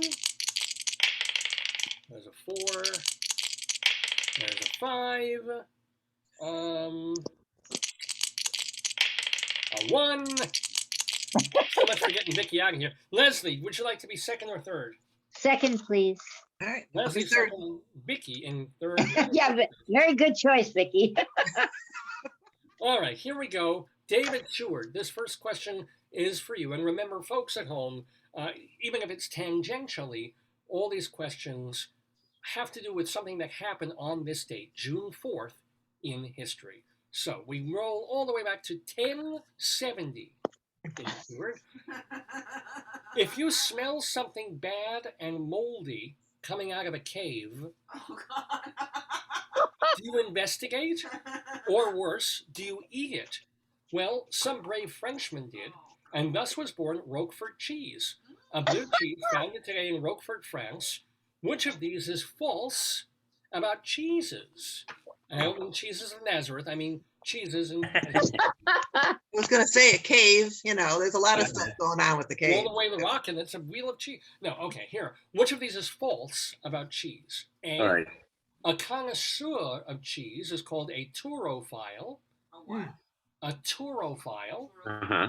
B, for 2 years in the 1930s, Wisconsin restaurants were required by law to serve cheese and butter with every meal. C, as a wedding gift, Queen Victoria once received a 1,000-pound wheel of cheese. Or D, if you are lactose intolerant, 3 ounces of Swiss cheese will cause you just as much distress as drinking 12 ounces of cow's milk. One of these is false. All right. I think, okay. I think, well, the Queen Victoria, they all sound, I don't know. I think that it sounds plausible that in Wisconsin you were forced to serve cheese and butter to promote the industry there, I suppose. And it sounds plausible that Queen Victoria had a big wheel of cheese. And it sounds plausible that the Swiss cheese is more intolerable to those who are intolerant as milk. So I'm going to say A, turophile is false. That means that's really someone who is fond of tours. Right. As Or loves to a roll tour guide, college. that's only a tour guide would know, yes. Yeah. Is that your final answer? Yeah. Well, let it never be said that this show isn't cheesy. David Sheward, you are not on the board with 2 points. That was a good lead-in. Yeah, I know. Yeah, True. On Leslie. Yeah, Trophile is a Interesting. cheese lover. Okay. I'm going to Right. That's true. Why did you call my name? Sorry. Oh. Because you're a turophile, and so am I. I am lactose intolerant, so. Oh. Well, Vicki, Yes. we are very tolerant of you because you are getting the chance to steal this question for 2 points. I think it's the cheese and the butter. I think that's probably false. You're saying about Wisconsin is Yeah. Yes, and do you remember? I think it was the Wisconsin governor who came up with the idea that their motto should be the state motto should be "Eat cheese or die." That's true. He wasn't the congressman on video this week holding guns, was he? Did you see that one? I don't know if he's from Wisconsin. Is he from Wisconsin? That nut? There was another congressman who said, we need an AR-15 to kill raccoons. Ah, I'm horrible. sorry. Are you sure he that's not funny, wasn't but from like the South and meant coons? That I would understand. But anyway, is that your final answer, Vicki? Sure. Well, I'm sorry to whisk you away, but Oh. Wisconsin was not. They actually did that in the 1930s to promote the industry of cheese and butter. So Leslie Hoban Blake. just out of curiosity, is that why there were so many overweight people in Wisconsin from 1940? Heart attacks. Yeah. Yes, dead and overweight, right? Okay. So, I remember that movie about somebody making a cow out of a block of butter, and it was a life-size cow out They of a do block that. of butter. They do that at the state fairs. Yeah, but I mean a life-size cow out of butter. That's all I could think of, you know. Oh, I thought All you right, said so they now, I thought you said Don't you- it was about a movie with someone who made a pal out of a life-size thing of butter. No, That'd be interesting. no, it's a cow. It was called The Butter and Me. Now the gutter, David. Yeah, the Butter and Me. Okay, sure. The Butter So, and Egg. as the lactose intolerant member of the panel, I am the one stuck with the 2 cheese questions. Thank you very much. Yeah. What are your thoughts, Leslie? Well, I have found I can't even eat cheesecake, so I don't know that last question. It sounds very true to me. Therefore, the 1,000-pound wheel of cheese to the queen doesn't sound. I've only got 2 choices. I'm going to go with that one. C. So you're saying it is false that as a wedding gift, Queen Victoria once received a 1,000-pound wheel of cheese. Is There that? probably wasn't a boat big enough to carry a 1,000-pound wheel of cheese in those days. Yes, C is my answer. Oh, Leslie Hoban Blake, I hope this doesn't take away your wheel to live. But oh my Nope. God, I've stumped the It's panel. The correct Oh. the correct answer is if you're lactose intolerant. Here's the deal: cheese converts lactose into lactic acid. So the harder and older the cheese, the less likely it is to cause a problem, I see. even if I you're see. lactose intolerant. Whereas Queen Victoria, they made it from the milk of 750 cows. The farmers who made the cheese asked when they gave it to her for her to publicly display it, which she did. But then after that, she didn't want it back. She just kind of left it because what the hell is she Okay, going to do I with was a going to say they cut it up 1,000-pound and gave cheese? it to everybody at that point. Yeah. I think Mike Lee made a movie about that. Did he really? Yeah. No, I'm making that up. I know, yeah. All right. You guys are getting really good at fooling each other at this point. Well, Oh, right now, Your Majesty, please leave that cheese out and we'll eat on it for a year. Here, Elizabeth's probably still eating it. What do you mean? No, you may not have it. oh, eat, damn it. Well, anyway, that's a little cheese joke there. David, just cut the cheese. How did you, all For of you? 70 years on the throne. Yes. Okay, go ahead. All right, here we go. So I've stumped the panel with only the first question in our Today Yesterday quiz. We got more. This one goes directly, though, to Leslie Hoban Blake. Are you ready, Leslie? Oh, yes. For all you know, I'm sitting here shampooing my hair. Go ahead. Blind, I don't want to know what. Okay, here's the question. The year was 1745. It's a Prush with greatness. Frederick the Great of Prussia defeats the Austrians and Saxons at the Battle of Hohenfriedberg as part of the Second Silesian War. Which of these is false about Fab Freddy, Frederick the Great? A. Frederick's best friend was beheaded, which his father forced him to watch. B. As a young man, Frederick the Great was such a fan of Machiavelli that he carried a copy of The Prince everywhere he went. C. It was Frederick the Great who helped save Prussia from famine by getting people to plant potatoes. Or D. Frederick's brother Henry got a cool job offer from the Continental Congress, King of America, but he turned it down. Which of these is false? I'm the king of America. The Continental Congress of America offered him that job? This was you're saying it was 1740 something. Yes, So we don't have the year The year was 1745.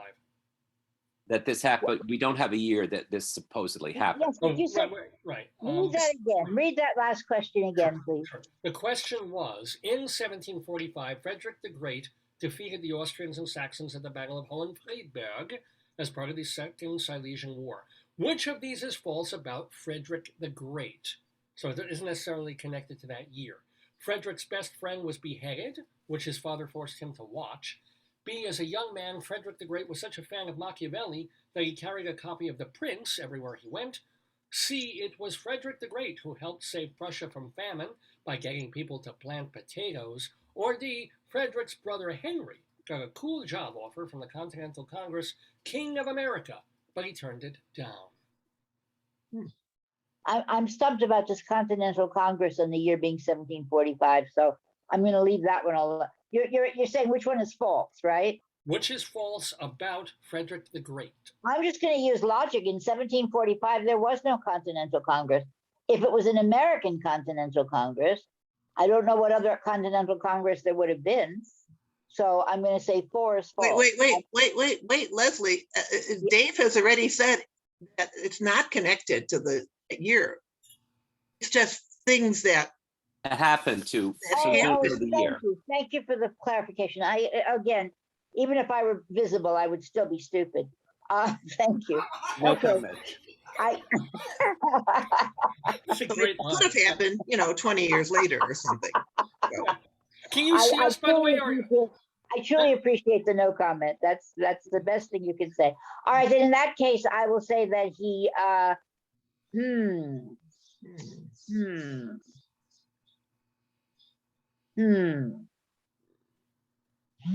don't know that there were potatoes in Prussia. Potatoes in Prussia. I imagine there are potatoes, well, most everywhere, but Lord Almighty. I'm still gonna go with King of America, man. I don't think anybody offered him the job of King of America. That's my whatever year it was. I don't think anybody offered him the job as King of America. Final answer? Yes, he would have been King Henry the First. Go ahead. Well, I'm afraid that was a royal flush for you, Leslie Van Blake, because that really did happen. And Frederick pressured his brother not to take the job. But yeah, when they were first organizing America, they offered George Washington the chance to be king, and he turned it down. Well, I know that. I didn't know they went away from America to offer anybody the job. Yeah, they wanted to give it to Henry. But we'll roll the dice, and we're going to see which of these is false. David Sheward, I came up with a number 3. You can get 2 points and get on the board. What's your choice? So his father forced him to watch his best friend be beheaded. It's probably his boyfriend too. He carried around. It sounds plausible that he would carry around Machiavelli with him. That sounds plausible. And what was it exactly about potatoes? He encouraged people to grow potatoes. Yeah, which, if true or false, he encouraged people to grow potatoes and thus saved Prussia from famine. Well, now the last one was D, so that doesn't help me. I'll say, it's sort of an inconsequential thing. Maybe he wasn't such a fan of Machiavelli. I'll go with B, Machiavelli. Is that your final answer? Oh, you're frozen. Or is that your frozen final answer? Yeah. Okay. Well, David Sheward, you are going really slow. If I froze?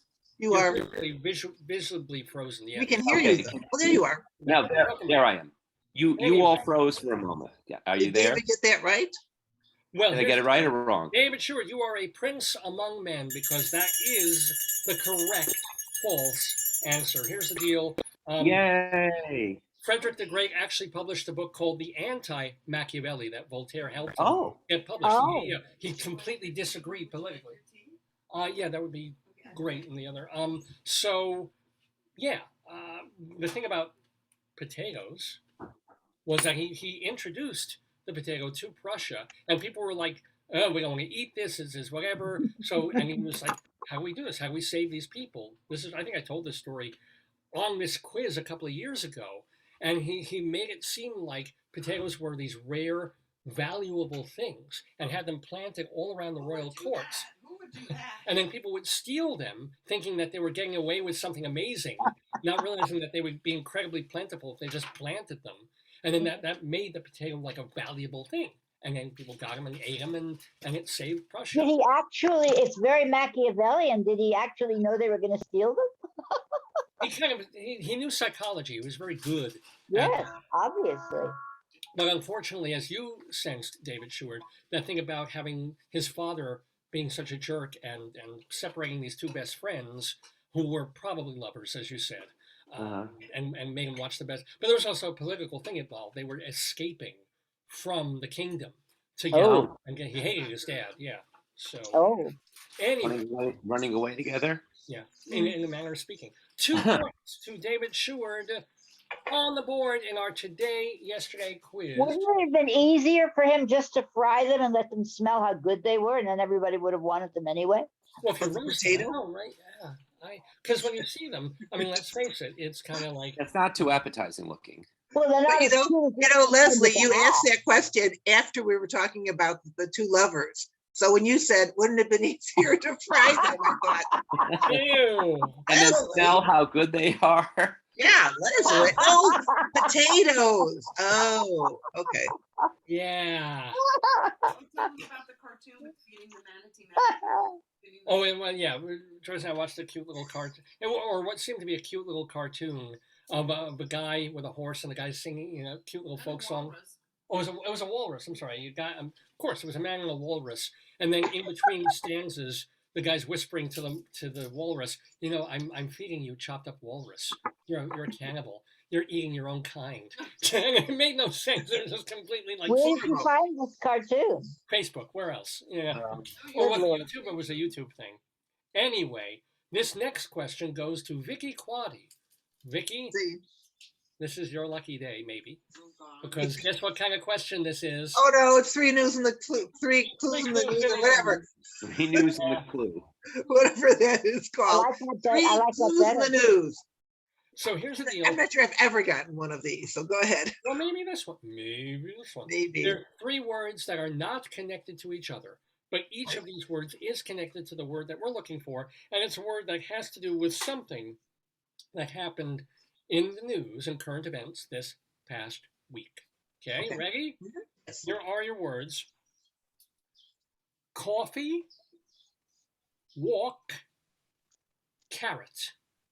Ooh, coffee, I know what it is. walk, Coffee, walk, carrot. carrot. Coffee.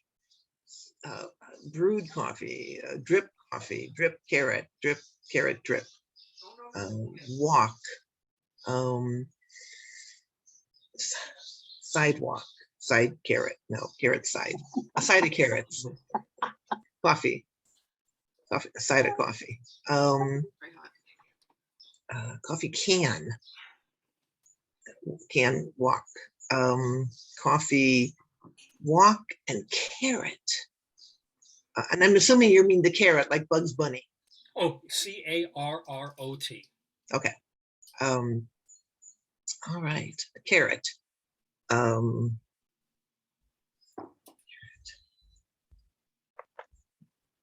Wow. Wow. That's and something in the news. Don't worry about the news connection, though. Just, Coffee. sound it out. Coffee, carrot. What was the third one? Walk. Walk. Oh yeah. Walk. I think David and Leslie have it. Yeah, probably. It looks like The they expression on both. Leslie's face. Yeah, The expression on Leslie's face tells it all. correct. Carrot. I don't know. I can't guess. I don't know it. So are we going to Sorry. do nuns for fun thing here, or No, let's say carrot, steamed carrot, fried carrot, fried coffee, fried, walk, carrot. Oh, You're overthinking it. I am overthinking it, aren't I? Yeah. Don't help. Orange. I don't know. I'm gonna guess orange is that because the your carrot fun? is orange. Sure. Well, orange. You sorry that you picked the word orange. That is not the correct Yeah. answer. We're going to roll the die. Someone's getting 2 points right now. Well, actually, we rolled the number 2. We rolled the number 4. We rolled the number 4 again. A 1. Jesus Christ. A 5. A 5. Bunko. One die, right? Oh my God, David Sheward, a 3. All right. You seem bunko. Here we go. Here are the words: coffee, walk, carrot. Cake. Oh, Is I'm that Cake shaking walk. my invisible Coffee head. cake. Yes. you're right. Yep, final answer? That's my final answer. that's it. Well, cut yourself a big slice, David Sheward, of 2 more points because yes, the answer is in fact cake. Well done. Cake walk. Coffee cake, carrot cake. Coffee cake, carrot cake, sure. And do we know What's it? why? Is that Why? for the Queen's Jubilee, the big cake? I don't know. No? No. And well, it could be, but no, that's not why. Anybody remember? No, what's happening this week with cake? Oh, is it the cake that was thrown at the Mona Lisa? Oh, Yeah, the Mona Lisa cake. yeah, But it's behind glass, isn't it? it's behind glass. Yeah. Yeah, thank I God. They were just able to thought- clean it real quick, but thank God. I have always see the guy dressed himself up as a little old lady in a wheelchair. Yeah. I have always thought that that's the way to get to somebody if you want to do harm. You dress yourself as an invisible little old lady in a wheelchair or a little old man. It doesn't matter either way. Not any longer. Every one of those Not any wheelchairs is longer, gonna right. be Well, checked. he fucked that up, right? But that was Did you know, Leslie? Did you know what it was? I knew that it was cake. I didn't know it was the cake that was. Yeah, no, I got it right away. It was one of those you either get them or you don't, and that's why I was. Sure. I Totally. just remembered. Because Mona Lisa thing. What? I couldn't figure it out, but then I remember. But then all of a sudden it flashed. You said Bugs Bunny, and then all of a sudden at the end of Who Framed Roger Rabbit, Jessica Rabbit says to him, "Come on, honey, let's go home, and I'll fix you a carrot cake." And then I figured, and then I thought, oh, it's cake. Cake. Well, it's funny because I have I'm trying to use one piece of paper instead of two for all my little notes that I make. So when I wrote the words down, I put carrot first. So I had carrot, coffee, and walk. And so carrot and coffee together, you separate them, but together they was easy on cake, and then cake walk came immediately Yeah. after that. Sure. So Well, I we had have another 3 clues in the news coming up later on, so you have another shot. Of course, it's probably got my name on it too. But at the end of the first round of our Today Yesterday quiz, we have Excellent, David David. Sheward in front with 4 points. Yay! Game's not over by Excellent, a David. long shot. So let's move on to the next round of. Is that you saying yay or is that Jerry saying yay? I'm No, just that's me curious. saying yay. Jerry is Okay. in the other room. Oh yeah, Okay. he doesn't. He's like your mom. He doesn't need to hear the damn show. So here's the deal. Peabody. Yeah, well, that's when I do a bad pun. He does the Mr. Peabody thing. Anyway, David, though, you can really take a commanding lead if you get this next question correct. Okay, so we begin round 2 of our Today Yesterday quiz with a question that starts in 1913. Okay. It was a bad day for militant British suffragette Emily Davison. As part of her protest for women's rights and voting, what happened to her? A. Her hunger strike was so successful she starved to death. B. Her hunger strike was so unsuccessful she choked to death while being force-fed by prison guards. C. She was trampled to death by the king's horse. Or D, this is a happy question, while rowing a small boat to an event, she got tangled in one of her banners, fell in the lake, and drowned. So it's which one of these is true? Is true about Emily Davison. Oh, that's interesting. All right. Now I think I heard something about this. 1913, George would have been the king. Yes, Edward died in 1910. So I think it would have been George. Impressive. Who is George, who is Elizabeth's grandfather. Barbie doll, right? Who Isn't does? there a Barbie doll of the Queen? Oh, I don't know. Who does? I think they made a Barbie doll of the Queen. Oh, maybe. Probably. But I think the horse. I think I heard something about that somewhere. I think the thing about being trampled by the king's horse is true. Is that your final answer? Yes, yes. Well, all the king's horses and all the king's men couldn't put Emily Davison together again. She threw herself intentionally in front of the king's horse, and written by jockey Herbert Jones, and got a cracked skull and death for her efforts. So yeah, that's how she died. That's right, David Sheward. I knew that one. You knew that one? Really? Wow. Is that What did she hope to? What did she hope to get for her efforts? well? Attention. I think she was willing to sacrifice herself for the Right, cause. that I was thinking, but you said she got death for her efforts. Like that wasn't the end result she was looking for. Is my point. Well, I think. Okay. Well, Well, here's the deal. She may have not realized that she might have just wanted to throw herself and have the horse skid her and the king fall off, as opposed to like getting knocked to the ground and crack her brain open. She did actually had gone on 7 different hunger strikes and received 49 forced feedings. So that wasn't completely out of the realm of reality, but nothing really dramatic. Anna Karenina threw herself in front of the train. She didn't think she was going to get killed. What? Well, no, that's different. She Yeah. didn't enlist. Well, a train and a horse are two different things. Yeah, they are really. Everyone said that when the Iron Horse came in, everyone said that. Yes, it's very different. Well, here's yeah. Anya Karenina, they say that her pocketbook got stuck. That was the alternate. No, but but she killed herself, Yeah, but obviously. it was the Russian reading is the Really? pocketbook, yeah. Yeah. Okay, we've got a game of 6 points for David Sheward. Yay. Nothing for anybody else yet. Whoa. But game is still Like the on. Yankees last night. Here's the deal. The Cubs. Leslie Hoban Blake, you can get on the board with 2 points if you get this question correct. And we stay in the teens here, just 5 years later, or 4 years later, 1917. Speaking of feminists, Laura Richards and Maud Howe Elliott win the Pulitzer Prize today for writing the biography of their mom, Julia Ward Howe. Howe is, and why and where, Howe is best known for writing the Battle Hymn of the Republic. But which of these is false about this pacifist and abolitionist? A, her husband hated and felt humiliated by her first published book of poems. B, after her husband died, she had a fairly open, non-marital relationship with a blind man. C, her husband wouldn't let her cook or eat fried foods. Or D, her nickname was Diva. Is One false. of these is false. Only one is false. Leslie, this is your question. There's a Julia Ward Howe house in Brooklyn, right? I don't know. The what? Okay, I believe there is. It's interesting. Well, anyway, what was C again? Was cooking and fried foods. Okay. Her husband would not let her cook or eat Right, fried foods. right. Got it.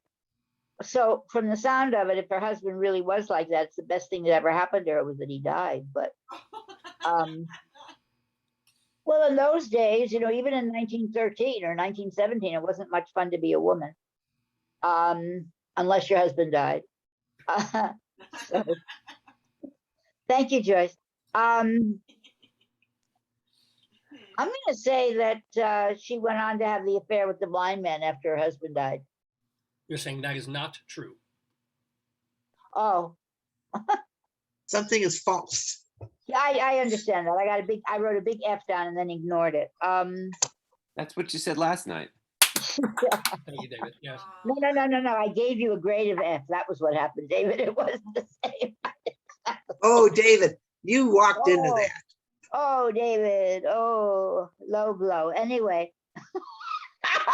You did last night. Okay. Oh, now I get it. I just got it also. Never mind. Okay. So No, you didn't get it, and that's why you gave me an F. Yeah.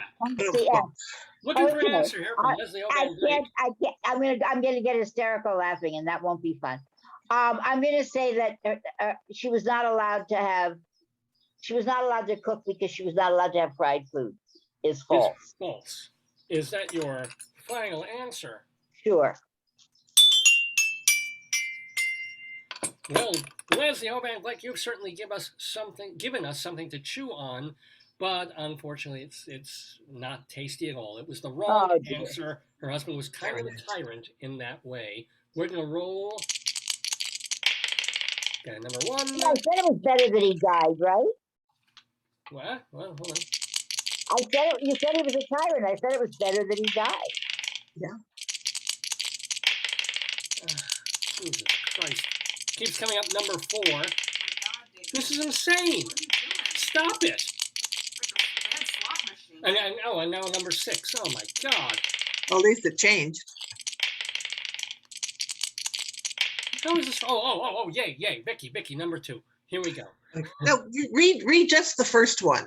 Her husband something or other. Okay, which of these is false about Right. the pacifist and abolitionist Julia Ward Howe? A, her husband hated and felt humiliated by her first published book of poems. B, Okay. after her husband died, she had a fairly open non-marital relationship with a blind man. Or D, her nickname was Diva. Diva, like a D-I-V-A? D-I-V-A. D-I-V-A. Diva was her nickname.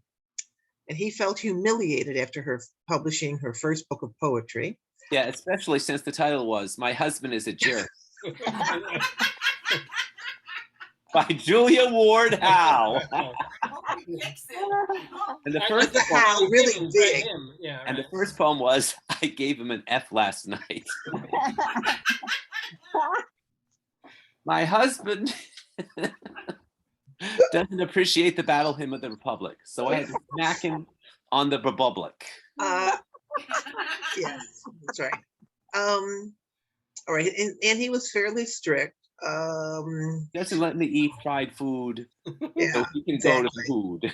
I don't. These are they're all possibly false. That's the thing. I'm going to say the blind man is false. I don't know why. I'm just guessing. Is that your final answer? Sure. Well, that is a darn sight better than Leslie's answer. You get 2 points, Oh, Vicki. excellent. Quade. Yay, well done. So here's Wow. the deal. So Mrs. Howe was probably thinking, "Thank God that bastard is dead." After That's my poem, that's what I thought. So I thought it was, yeah. And And I I thought, I wrote a book of poems, and and he wouldn't let me eat fried food, so I'll go with a blind man now. Sight unseen. No, but here's the deal. Her husband, Samuel Gridley Howe, he was an abolitionist. He was actually, and he was a pioneer in the education of the blind. So the family would have blind servants and would have blind people, but she didn't have any kind of affair or anything with a blind person. Well, not personally, I don't know. hey, you didn't see it with your own eyes. Yeah. Yeah. A book of poems called Passion Flowers was a very personal and not very happy book about her marriage. So her husband was absolutely, humiliated by that. So, so the true false answer that Vicki got is that he was also very strict about diet and things like that, and wouldn't let her fried food in the house. And, Congratulations, Vicki. Yeah. Well done, Vicki, on the board with 2 points, only 4 points behind David Sheward. Now we come Mrs. to Howe probably said, "James, the blind butler, come in here for a moment.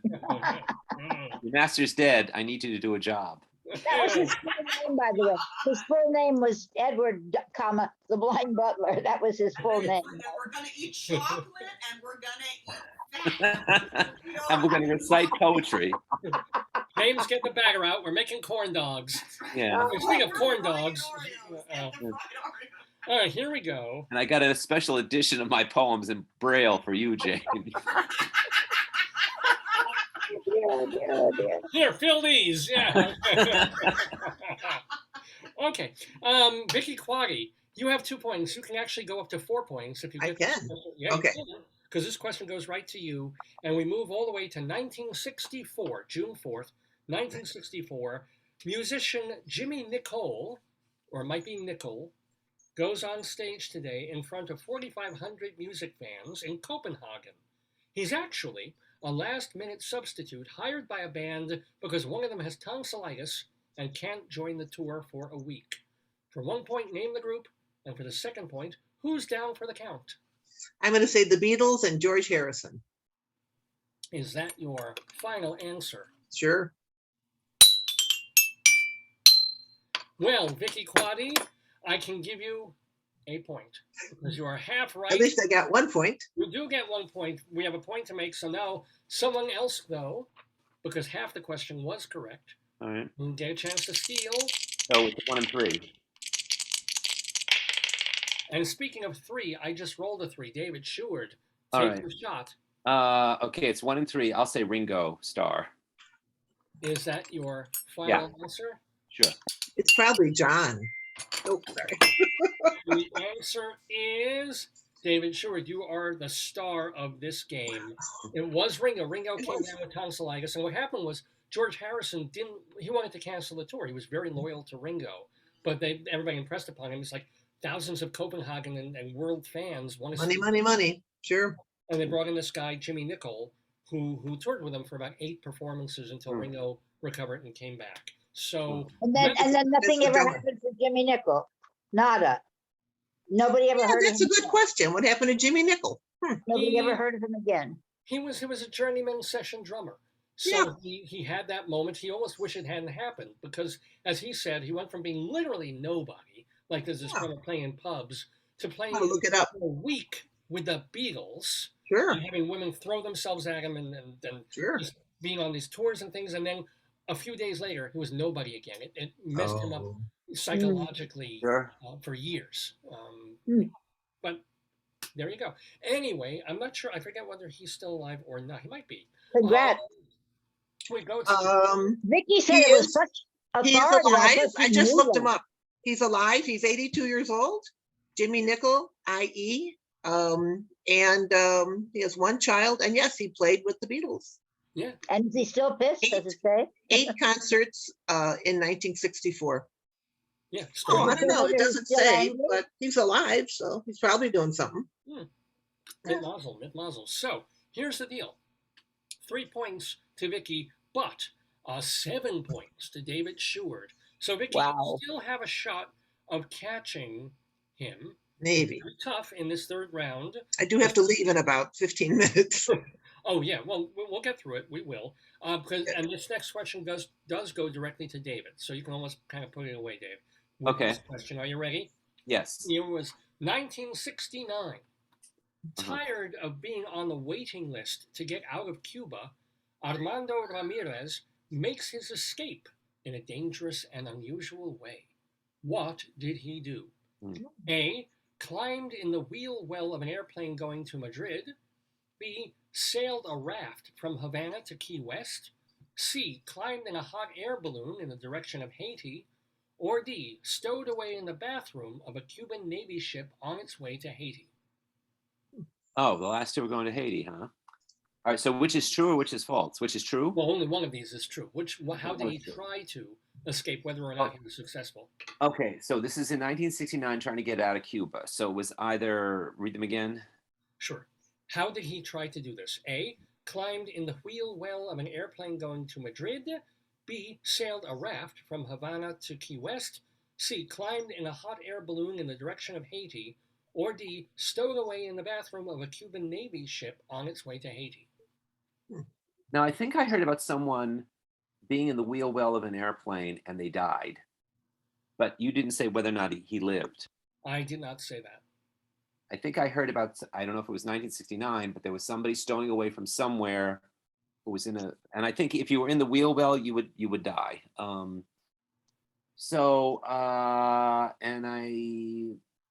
And he could have hidden in the bathroom of the Navy ship. He could have gotten on the raft, and he could have been in the balloon. Oh boy, I think I will go with the hot air balloon because that sounds like the most interesting and colorful and would make a good movie. Is that your final answer? Yes, number C. Well, I would never say that David Sheward was full of hot air, but you are on that particular answer because that is not All right. not what he did. And so this game stays kind of close at the moment. We have steal opportunities happening. Leslie Hoban Blake, you can. Come on, Leslie. Oh, thank you, Vicky. You said that this was an unusual way. So And dangerous, unusual and dangerous. okay, That's so all we the have. raft, everybody was going on rafts from Cuba to wherever they were trying to go, whether it was Haiti or Florida, wherever they were trying to get to from Cuba. Rafts were quite common. The wheel well, as you said, David, somebody would probably die. I'm going to say the bathroom on a Cuban sub where he could have been discovered. Is that your final answer? Sure, you wanted a true and unusual answer. I gave you one. Well, Leslie, don't be pissed off about this bathroom thing, but you are not correct. That is not how he. I might as well have turned off the audio as well today. I could have just Okay. listened and not So it's said a either- word. Just It's tap the on the wheel well or it's the raft. And How it's did a Armando dangerous. Ramirez try to. Try to wheel well or raft. We've all heard about that wheel well. I'm going to say it's that. Is that your final answer? Sure. Well, well done. Vicky Oh, Quade, 2 okay. points to you for this. And here's the amazing thing. The flight, and he ended up writing about this for Reader's Digest. The flight took 9 hours. They were 29,000 feet He essentially froze to death but didn't die. Oh. He was in the hospital. And he made it to America, and he lived and he went and had a life. But he should have died. There was like a 1% chance of anybody living through that, and he did. He was just in the wheel well for 9 hours. Amazing. So Did he write the book while he was in the wheel well for 9 hours? no, he had time. It's Yeah, like the pen in his teeth. Yeah. The book was called 9 Hours in the Wheel Well. Okay. I just hope he picked up a snack at the airport lounge before he left. Well, that was the thing. He also didn't dress warm enough. This guy is literally Of going to course. be the wheel well of an airplane, and he didn't wear like a heavy overcoat. It's like, hello. He didn't own one. He lived in Cuba. Oh yeah, good point. Good point. But I have But he was also going from one warm place to another warm place. So where would he have thought of, it didn't occur to him. it's the altitude that has the cold, not the Right. not the place. I mean, bring a neck pillow, anything. But here's the deal, Vicki, you are only 4 points behind. Oh no, not even. Wait, you have 5 points. No, she has 5. She's only You're 2 points away. behind. So this is very exciting. However, this question goes directly to Leslie Hoban Blake. Well, Oh, why Leslie, bother? Just skip over me and go right on. Oh, I don't know. It's a 3 clues in the news. Oh, well, thank God Leslie got it. I got it last time. That doesn't mean I'm going to get it Yeah, this time. you knew what it was Go last ahead. time, so. There Go is, ahead. yay. All right, here we go, Leslie. These are the 3 words you have to figure out what Okay. they relate to. Here we go. Fairy, bee, May. Is that May, Fairy, and Bee? Oh, I Yes. know what it Yeah, me too. is. Okay, well, I was waiting for this question. I knew that there was Oh. going to be one. It's Okay. Queen. It's Yeah. Queen. Queen.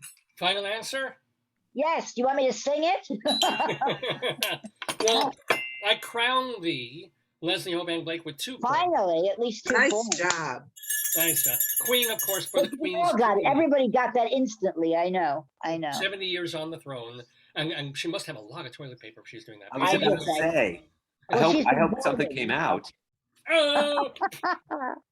We're trying to move this along just so Vicki, what we got? Oh. Oh, we got 10 minutes. We're fine. I can We're slow good. it We're down. good. You'll have your breakfast, Vicki. Don't worry about it. And Vicki, though. I hope this the is very Queen did. important because if you get this question correct, we have a tie game. Right? So this is all This is it. the money. This is it. All right. Come All on. right. Let's do it.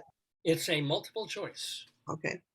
Born today, 1928. Hmm. Happy birthday, Dr. Ruth Westheimer. Oh. Born as Carola Ruth Siegel in Germany, just as the Nazis came to power. She made it to Switzerland, then to Israel, and then to international stardom on radio and TV for her progressive approach to sexual advice. She's also written or co-written a lot of books. Which of these is not one of them? Okay. A, Sex for Dummies. B, Musically Speaking, A Life Through Song. C, Do That, It's Okay to Say Yes. Or D, Dr. Ruth's Guide, Dr. Ruth's Guide to Talking About Herpes. Okay. Boy. The first one is Sex for Dummies. Sex for Dummies. And the second one is the musical one. You know what? I'm going to say Sex for Dummies. I think her titles were a little more interesting than that. Is that your final answer? Yes. Well, don't feel dumb, Vicki, but I'm afraid I can't give you 2 points for that one. You know, they had all those For Dummies books, and she, I think, wrote one of them, so that is one of the titles. All right. Oh, FYI, they used to go to experts for the dummy books. So they would always have, somebody's name on that. Anything for a buck? Hee hee hee. hold on, we're going to see. They're going to come to you for a book on nuns, Vicki. Yeah, I hope. Exactly, yeah. I would write that. Now, Leslie Hoban Blake, even though you cannot win the game, you can win this question. Okay, you have to repeat something. You didn't say you do that. You said you do that, right? No, I said, Do that. I said like poop. Do that. But not a Gentile. Oh, I don't want a Gentile touching my genitals. Yes, definitely a book that she would have written. By the Dr. way, Ruth. that would definitely have been a Ruth book. But Dr. Ruth, Okay. that's sort of discriminatory, isn't it? I don't care. Only Jews can do that. That's actually not a bad. You got a bit of the Ruth Westheimer there, David. That's one of your better impersonations, indeed. But Leslie, I'll give you the clues again. Which of these is not a Dr. Ruth Westheimer book, either authored or co-authored? Is it B, Musically Speaking, A Life Through Song? C, Do That, It's Okay to Say Yes? Or D, Dr. Ruth's Guide to Talking About Herpes? Boy, any of those could be right because she loved herpes. music. I thought you said her piece. Oh, no. Nobody's touched her piece in 40 years, let me tell you. That's because it's only Jews, David. Especially not a Gentile, right? Okay. No Gentiles. I have a big wire fence around there. And it says no Gentiles allowed. And that's how you don't get herpes. Irish Gentiles are okay. Okay. So musically speaking, do that, Dr. Ruth and herpes. Okay. Right. What I started to say was I think any of them it sounds viable because I think she had a great interest in music. And herpes. And herpes. Right. And she was big on telling people to do whatever they wanted to do. So goodness gracious. All right, I'm gonna go for screw it. I don't know. I've only got 2 points, right? I can't do anything. No, you can't win. I can't win, I can't tie, so it doesn't matter really. Yeah, as a matter of fact, to be honest, David Sheward has already won the game. Yes, to be honest, I know that. But Julia Ward Howe said. She didn't write a book called Do That. Is that is that your final Yeah, answer? back in the game, right? Yes, letter C. So it's false that she wrote Do That. It's okay to say yes. Final answer? Yeah. Well, Leslie, no shit. You got 2 points right there. Yay. You do, indeed. Well done, Leslie, with 2 more points, 4 points on the board. I would have thought the book would have been called Do That. I honestly did think that. That's okay. I also have a book about Julia Ward Howe's romance with that blind guy.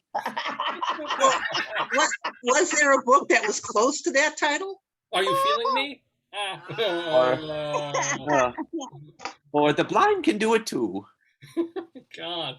Okay, so here's the deal. At the end of regulation, we have David Sheward with 7 points. Yes. Vicki Quade with 5 points. Leslie Hoban Blake with 4 points. So nicely spread pointage. However, ultimately, the crown goes to the yawning and marvelous David Sheward, winner of our Today Yesterday quiz. But we still have, yes we do, we still have a tiebreaker question that's not breaking any ties. We're just gonna have a little fun with it. It is not a multiple choice, so please, you know what to do. You're gonna write down your answers, show them after I give it 3, 2, 1. I'll read the question a couple of times. Here's the deal. Are you all ready? Yes. Okay. The year was 1917. Born today in Williamsburg, Brooklyn, is this opera star, a baritone who got his start with the NBC Symphony and eventually sang at the Met, recorded with RCA Victor, and appeared with Dinah Shore in the film version of Aaron Slick from Pumpkin Creek. Still, non-opera fans might know him best as the guy who sang the Star-Spangled Banner for many opening days at Yankee Stadium. Name that singer. I know this and I can't remember his name. Damn it to hell. I saw him. I watched him. I hate this. This is one of the, this is like trivia. It's like, of course I know who that is, but the name, I'll give you a minute. I think I got it, but I'm not sure. We can't see it, Liz. Yeah, that's right. She's going to have to say it. That's right. All right. Well, so when you just yours, call it out. Yeah. I'll shout it out. Listen, I didn't think of that. I'll shout it out. I just thought of his name. Actually, I'm just realizing that Leslie is on the channel for The Blind Butler. Damn it, you caught me, David. You caught me, David. Good Lord. All right, I'm going to read I'm not sure I got it, but I wrote something You down. know I didn't how know Helen his Keller voice burned her was. fingers? It I all know, came but go back ahead. in a row. How? She tried to read the waffle iron. Oh. I love that joke. I've Today always is loved that. David's day. Today's David's funny. How did she day. burn her ear? She was ironing when the phone rang. Yes, yes, Oh, yes. come on. Love She those. answered the waffle iron. Okay. How did parents punish her? They left the plunger in the toilet. I got 3 minutes. I got to leave in 3 Oh, minutes. I'm sorry. I'm sorry. I Okay. Yeah. got, heard I that got one. the No, name. I got Okay. a name. Okay. Okay, Sorry. okay. Well, we got to do this because Vicky's hungry. So here's the deal. I'm hungry. I'm meeting somebody. Yeah. Okay. Let me read the question one more time, and then we'll let Vicky go. And we'll say right now that Vicky is doing your shows are at the Greenhouse Theater in Chicago. It's Late Night Catechism, and are you doing what? Nuns We're for- doing Bible bingo Bible- and then at the end of June, we switch over and we're doing a game show, a new world premiere. Are you smarter than your 8th grade nun? Oh. And that's a couple of weeks away still. So, It starts July 1st. but this weekend people can see. They can well, see, they yeah, know, Late Night Catechism or Bible bingo. Yeah. at the Greenhouse Theater in At the Chicago. Get Greenhouse. your tickets at nunsforfun.com. Nuns, No, it's the greenhousetheater.com. Greenhouse Theater. Okay. Thunder Ticks. It's, I'm going to read the question one more time, and then we'll let you go, and then I'll say goodbye to Leslie Thank you. and David separately. Here we go. The year was 1917. Born today in Williamsburg, Brooklyn, is the opera star, a baritone who got his start with the NBC Symphony and eventually sang at the Met, recorded with RCA Victor, and appeared with Dinah Shore in the film version of Aaron Slick from Pumpkin Creek. Still, non-opera fans might know him best as the guy who sang the Star-Spangled Banner for many opening days at Yankee Stadium. Name that singer. Leslie, you can shout it out. The other two, show it to the camera. Name that singer. 3, 2, 1. Robert Oh, you did Merrill, that? whose wife was Oh. Roberta Peters. Oh, look at that. I said Mario Lanza because I had no idea. Now, David, you can't have an either or. That's not fair. Yes, okay. Now you're right. Yay, David Sheward half gets it. Unless you are And correct. Robert Merrill's wife was Roberta Peters. Occasionally, they would appear on the Ed Sullivan Show together. Hey, Yeah, you guys got well. You hedged your bet, David, with Jan Pierce. Well, you said it doesn't count, so. It I put a J down. The first All thing right, was I won't do that again. all right. I'm leaving. Yes. Bye, guys. Thank you, Vicky. Bye-bye. Thank you so much. Bye, Vicky. Can you leave or- Congratulations on I'll let you getting go. that many. See you soon. Bye-bye. Okay. Bye. So you guys, I'll also let you go, but not before promoting what you guys are doing. So Leslie Hoban Blake, you are on the Two on the Aisle show on the Two on the Aisle channel on YouTube. What is the latest episode of Two on the Aisle? Well, the latest episode hasn't been put up yet, but it will be POTUS and Mr. Saturday Night. And Charlie just went to see something. I think it'll be Strange Loop. Oh, okay. But we haven't done the Strange Loop yet. Tomorrow's a holiday. This daylight, not daylight, is making a problem, and I don't know whether I want to buy another light or not. So I did want to say something really quickly. Yeah. I know David has to leave also. No, I I've just got time. I got really nuts watching stuff because I have nothing else to do without going to the theater, right? So, and not doing a regular show anymore. So I watched 2 things. And I watched Everybody Sing with Judy Garland and Fanny Bryce, in which Judy Garland does blackface, Yeah. followed by Babes in Arms, in which Judy Garland and Mickey Rooney do blackface. Mm-hmm. Yeah. And there may have been one more in that series, but Strike Up the Band that might have been blackface also. And Busby Berkeley directed Everybody Sing and Babes in Arms. So there you go. That's one thing. And then the second thing is, do any of you ever watch Touched by an Angel? No. I watch Only it because of Gunpoint. the people who are in it. So I just check and see who the guest star is. And the guest star was Mandy Patinkin. Oh. So I watched it. It turns out Mandy Patinkin plays the devil. Good. And he Okay. sings an a cappella chorus of You Are Not Alone, Oh. Wow. which is stunning. So it means that Sondheim had to have been a friend of the show. He No. probably is a friend of her husband who does Survivor. But yeah, she's married to the guy who does Survivor, the Irish one, who plays an angel. So I just thought if you ever wanted to see Mandy Patinkin do an a cappella chorus of You Are Not Alone, it's quite lovely. Yeah, I could live without it, but okay, only because Mandy's an enemy That's of it. this program. I'm done. Thank you very much for letting me be invisible. Well, and hey, you put 4 points on the board before the game was over. Well, so but they're congratulations. invisible points, so they don't count. And David Sheward, our champion this week, as he has been Thank for you. several weeks. But, Hooray for David. David Sheward, what have you written about for, first of all, theater reviews, if any, for culturaldaily.com and theaterlife.com? I have a review of What the End Will Be, which is a new play at the Laura Pels of the Roundabout Theater Company. Okay. About 3 generations of Black gay men having their troubles. It was all right. It was all right. No, it's funny. Well, the first thing I heard about that show was they were talking about it on the Broadway chat thing, all that chat. And then, like, the first person who very early in preview says the worst thing he's ever seen is garbage. How do they do it? And then everybody was saying it just started, and the reviews haven't come out yet, and we don't necessarily think you're the be all and end all. But you're saying it was all right. It was all right. It was okay. It was okay. All right. Are these men related generationally? Huh? Yeah, it's a Is that grandfather, related? a son. It's a grandfather, a son, and a grandson, and they're all gay and they're all Black. Oh, okay. And they all accidentally gave their sperm to somebody?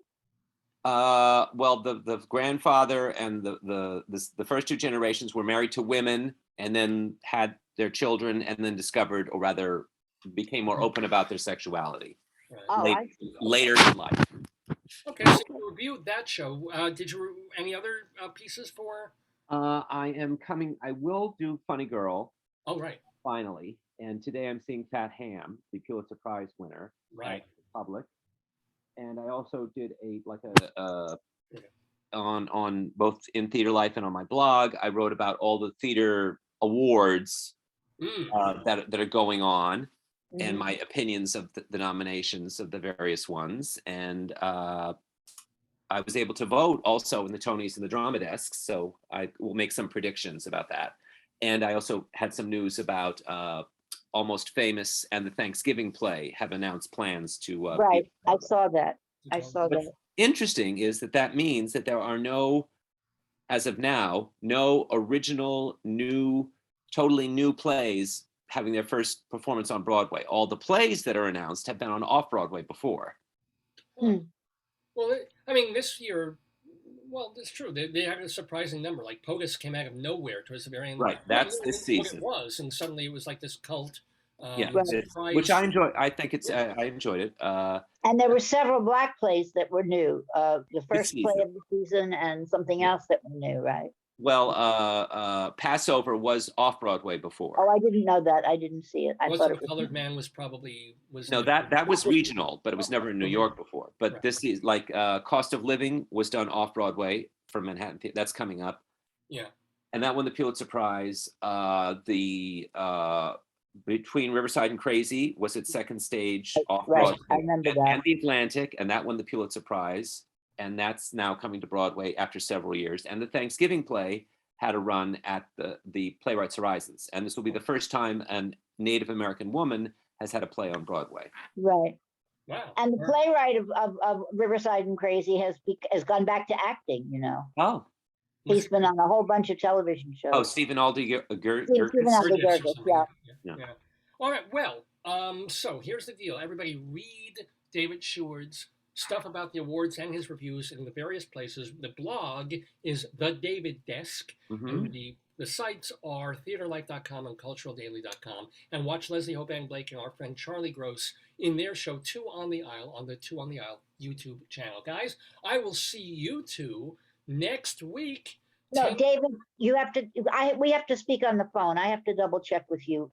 Can I call you right after this? Oh no, after the show. You call me when the show is over. I'll call you when the show is over. But I'm expecting you guys, I'm hoping like 10:30 next Saturday to be live on the show for about 15 minutes together. Oh, okay.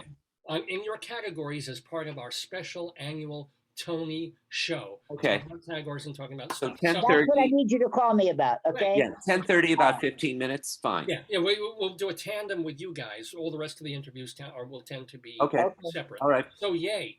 So see you next week and happy almost Tony time. All right, bye-bye. Leslie, I'm blowing kisses, but nobody is getting them, so. Well, I felt it. I felt my Oh, dick good. is wet. I blow very strong kisses. Yes, that's the way it goes. See Never you next mind. week, Leslie. I'll talk to you right after the show. Bye, David. Thanks. Bye, Joyce. Leslie. Called her David. All right, here. on the Dave's Gone By, our 852nd episode of the show, live on this Saturday, June 4th, 2022. We're calling this episode June Loon, because of course I'm kind of a Junatic lunatic. And I'm Dave Lefkowitz. That's my wonderful wife, Joyce. Remember, you can find out all about this program and watch all our archives at davesgoneby.com. We also post our archives on our YouTube channel and on archive.org. And I forgot to mention our audio archives, if you're a podcast person, castbox.fm. It's not the video, but you can hear all our shows, castbox.fm. Alrighty, it's about 20 after 11 in the morning Eastern Time in the neighborhood. We still have, we got one more segment to do because we did our Colorado Limerick, we did our quiz, we did Inside Broadway even. Oh, we have two more segments. Vicki's tickets, YouTube clip, How You're Smarter Than an Eighth Grader. I'm sure she has the way to get tickets at the end of the YouTube clip. Oh, I'm sure. Well, it's go to the Greenhouse Theater's website Let me find that. for tickets to Are You Smarter Than Your Eighth Grade Nun, or or Bible Bingo, or Late Night Catechism. Well, I forgot. No, we have two segments to still do on this episode of the show. Not only do we have our Greeley Crimes at All Times, but Rabbi Saul will be joining us towards the end of the show to read some newspapers. Theater ticks, is that it? Might be. Can you? Audience comedy game show. Well, if it's the website for the Greenhouse Theater, because Greenhouse has a lot of different things going on all week long in Chicago. All right, let me... It's time to get criminal. It's time to talk about bad things that happen in the world that are reported in the newspaper. Some of them are from a week or two ago in Greeley, Colorado, where someone picks up the telephone, just like I'm doing right here, and says, "Hello, police, look at that. What a strange phone. It rings after I picked it up. Hey, hello. I'm a police person. What's the problem in your neighborhood? Oh my goodness, that's really funny and ridiculous. Let's note this down." And then they put that in the newspaper every week in a column called Cop Log in the Greeley Tribune. Let me show the trib here. Oh no, don't tell me I lost somehow in my... Oh dear. Did I lose? No, here it is. In the Greeley Tribune. Actual real newspaper in Greeley, Colorado. More than 100 years old, this paper. As a matter of fact, that's the point. 100 years ago, this paper was being published, and they had fun, cute stuff in it that they look at. There's a guy there named Mike Peters, who's been a guest on this show. He goes through issues of this paper from 1922 and finds the weirdest, goofiest things that were happening 100 years ago this past week or so. So we mix both of those items together on this segment of Dave's Gone By that we like to call Greeley Crimes and Old Times.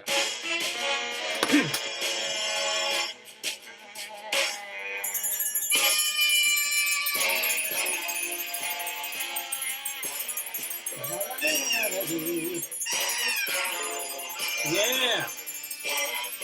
Look at that, look at that. The phone is ringing already. It's ringing off the hook. Here, so let's I'm actually going to show you. Ringing off the, look, here's, wait, do we have a hook? Yeah, here's the hook. Okay, I'll get it. We have our first crime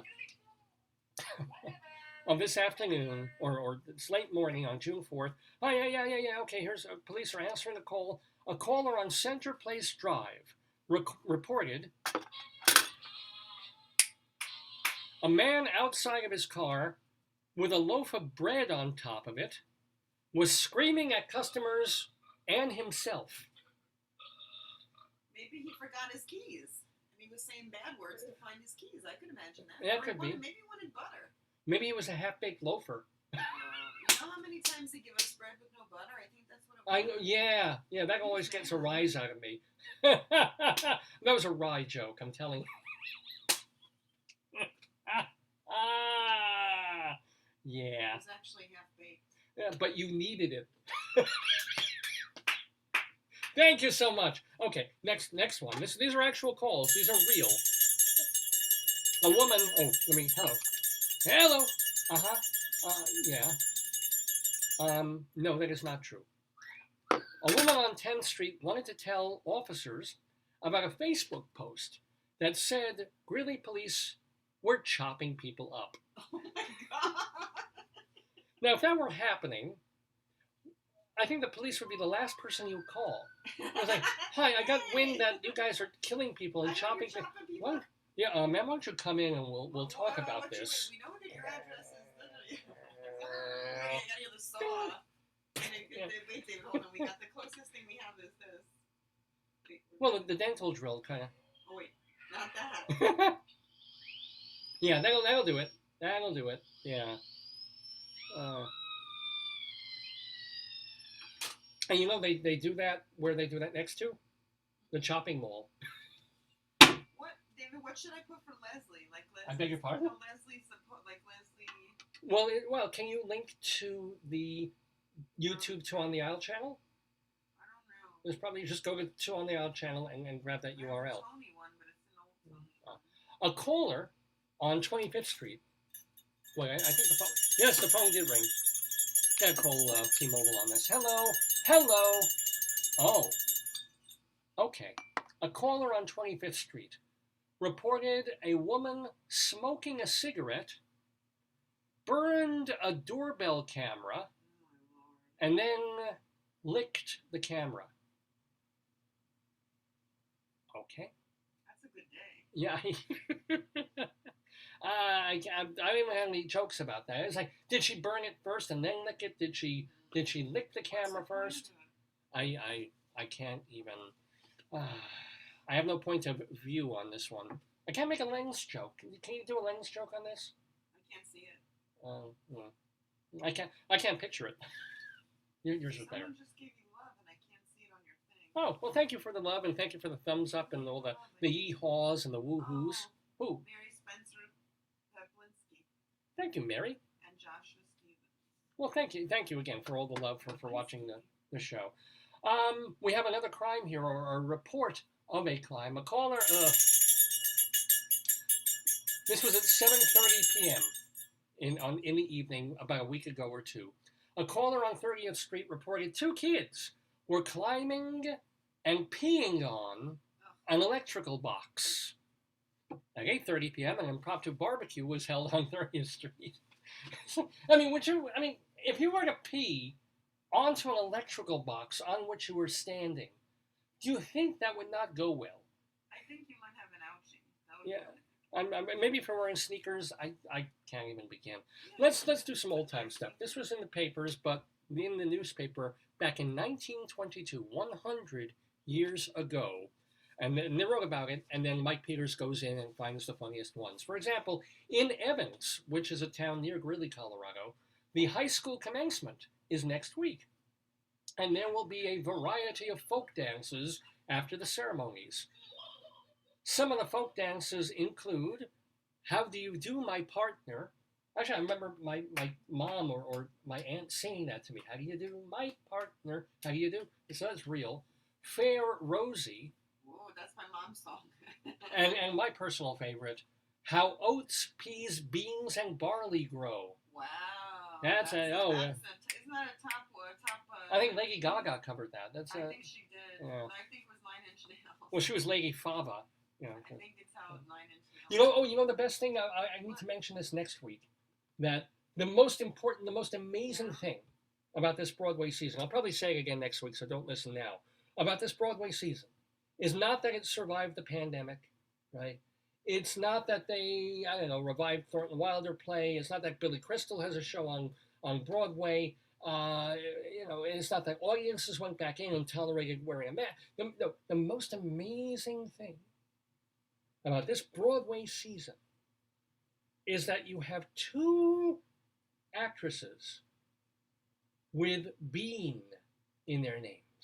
Oh, Miss Beanie. You have Beanie Feldstein and Gabby Beans. Oh, you were saying if they married, it would be Gabby. She'd be Beanie Beanie Beans. She'd be Beanie Feldstein Beans. Right, yeah, because Beanie's a lesbian, so she could marry. So she could be, if she married Gabby Beans in a ceremony, she would be Beanie Beans. That's a cool name. Isn't that the most wonderful thing ever? That sounds like Mr. Green Jeans. It sounds like a children's. Oh, well, if she performer. divorced Gabby Beans and married Mr. Green Jeans, she'd be Beanie Beans Jeans. I don't think Mr. Green Jeans is alive though. Oh, really? Mr. Green Jeans Is turning green, I guess. Yeah. Well, she could marry Amanda Green, who is the lyricist Green for. Beans. Wouldn't she yeah. be Beanie Beans? Green. She'd be Gabby Beans Green. I like that. Yeah. Yeah. Anywho, okay, moving on. We have another old-time piece from the newspapers back in 1922. A lawsuit has been filed against the LaSalle Town Board and the mayor to prevent them from putting a sewer system in the town. The people suing complain that taxpayers shouldn't have to pay for a sewer system. Like, Oh boy. how things change 100 years. Now we only wish our money was going towards a better sewer system. Right? Yeah, now we pay taxes. Where the hell are our taxes? I don't know. It's buying Ukrainians weapons. But fixing the roads or painting white lines on the roadways in Queens so you can see where you're going when you're driving. Oh no, the money's going to some port project somewhere. Sewer system, great. Give me a sewer system for God's sakes. Sewer system so you don't make, Replace all the copper pipes in the water so you're not drinking, lead. Anyway, Professor Matthews, who received his degree from the Teachers College, well, he's a principal. He is now a principal in Lyman, Colorado. Okay. This week, Professor Matthews got into an argument with a school janitor, took out a gun and shot him. Matthews is in jail now, and the janitor is in the hospital. Good Lord. Well, hey, this was 100 years ago. Now we've certainly advanced. We've moved forward. Now at least the students are getting shot. We got to stop. 100 years ago, they were shooting janitors. It had to stop. It came to an end. We fixed that. Now, much, much better. 6th, 7th, 8th, 9th graders, they're getting shot. They're getting killed. We have, thank goodness, we have improved as a society. Let's go elsewhere. Let's move away from Colorado for this next item of news, reported by the New York Post, but this is in Minneapolis, Minnesota. So every once a week we try and go to a different part of America, away from Colorado, for one particular piece of odd news. Rabbi, you know what? Maybe save it for Rabbi Saul. Rabbi, it's already 11:34. Is he going on today? Oh, he is. He's going to read the papers. As a matter of fact, why don't I do this one elsewhere other thing? Okay. And I'll bring Rabbi Saul in to finish the segment, and then he'll stay on and read the papers. That could work. So, I don't understand it, but you have no idea what I'm saying. Okay, here we go. We go to Doe Mountain, Tennessee. There's a place called Doe Mountain, like doe, like the deer, a female deer, ready to drop a golden sun. Doe Mountain, Tennessee. Now, back in 1940, a carbonated soft drink called Mountain Dew was created in Doe Mountain, Tennessee. Oh, that makes sense. So Mountain Dew has thrived so well People that love it. this week we'll see Mountain Dew Outpost, a 9-day event, What is it? 9-day event celebrating the soda brand. So there'll be archery and games Of course. and trail access and What? a special tasting area for 6 new soda flavors being tested by Mountain Dew. These flavors include elderberry, huckleberry. I would drink huckleberry Dew, wouldn't you? Okay. Summer pop. They'll actually say what's in it, but it's like summer pop. Probably sweat and sand and tears. Right. Apple cinnamon. If you can like apple soda, it might be all right. If you have to like cinnamon, like if you don't Yeah. like cinnamon, you're not going to be happy with that one. Yeah, but cinnamon toast crunch is all right, like as a cereal. I hate cinnamon. I mean, Remember, it's- these are flavors of Mountain. They're Yeah, testing no, flavors of Mountain I Dew. understand that. Yeah. S'mores, Oh, people will love that. S'mores, Come on, yeah. yeah. and of course, pickle. Oh, I could see that. If you eat potato chips Yeah, and you drink pickle soda, it'd be really good. These really. Mountain Dew, most of the people who drink it are. Well, yeah, they're Oh, I'm thinking of Fago. Those are the people who follow Insane Clown Posse. No, Mountain Dew are truck driving rednecks who have flags on their. No, I think it's. You mean it's for stoners? I think so. Oh. I'm gonna ask who drinks Mountain Dew. Let's see. Oh, because in New York, it's not a Mountain Dew kind of a town, even though of course we sell it. Who drinks? Who? I don't know. I didn't realize it was a stoner kind of a drink. I don't know. What do I know? I'm an idiot, right? No, well, no. Wikipedia. Overview, origin, ingredients. Mountain Dew is drunk by serial killers. No, it's It doesn't who's the say. market for it? Because it's really, really popular. It's huge in certain parts of the country. Although now that it could weaken your teeth enamel. I don't know. It doesn't. Yeah. They have hard Mountain Dew. Uh-oh. Well, that makes sense. Oh, and look at that. It's a Pepsi brand. So it's like Sierra Mist, Aquafina, Tropicana, Lipton, Mug. It's that brand. It doesn't say who. The common ingredients are citric acid, orange juice, sodium benzoate, high fructose corn syrup, and carbonated water. Yeah, but that's every soda ever invented by man. It doesn't say who drinks it. Well, pickle, no one. I don't know. I don't know. All I'm saying is, apparently, and this has been tested scientifically, if you mix Mountain Dew pickle with Dr. Brown's celery, the world instantly comes to an end. This is an absolute true fact. This is for real. So anyway, it's almost 20 to noon Eastern time here in the neighborhood. We're doing the Dave's Gone By Facebook, your podcast, your program, the stream. We're finishing up our Greeley Crimes and Old Times segment, but we have one more item from Greeley Crimes and Old Times that it would be better that I don't do, that Rabbi Saul Solomon does instead. So let's close up this segment of Greeley Crimes and Old Times and move right into the Rabbi's special segment, where it's also about going through the newspapers, going through the local Jewish newspapers here in Nassau County in Greeley Crimes and Old Times, and Rabbi Saul reads the papers. Mr. Horace Greeley was no fool. I'm sure that you agree with me that Greeley was no fool. What he is getting at is that Mr. Greeley was no fool. Yippee-yi, yippee-yi, yippee-yi, yi-yi, yippee-yi, yippee-yi, yippee-yi. Yay!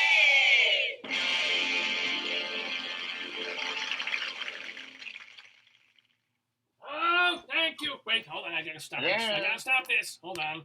Oh, shalom. Let's do this right. Anoint me. Cover me with oils. Cover my boils. All right. Thank you ever so much. Ladies and I got my Christmas goose early. All right, ladies and gentlemen, this is your old pal Rabbi Saul Solomon, founder and spiritual leader of Temple Sons of Bitches in Great Neck, New York, and I'm thrilled and delighted and excited to finish up what Dave is too stupid and lazy to do for himself, which is the last item of Greeley Crimes and Old Times. Nothing to do with Greeley, Colorado, but this was a story, a true story that happened a few days ago in Minneapolis, Minnesota. As reported by John Levine, nice Jewish name for the New York Post. I'll read this to you.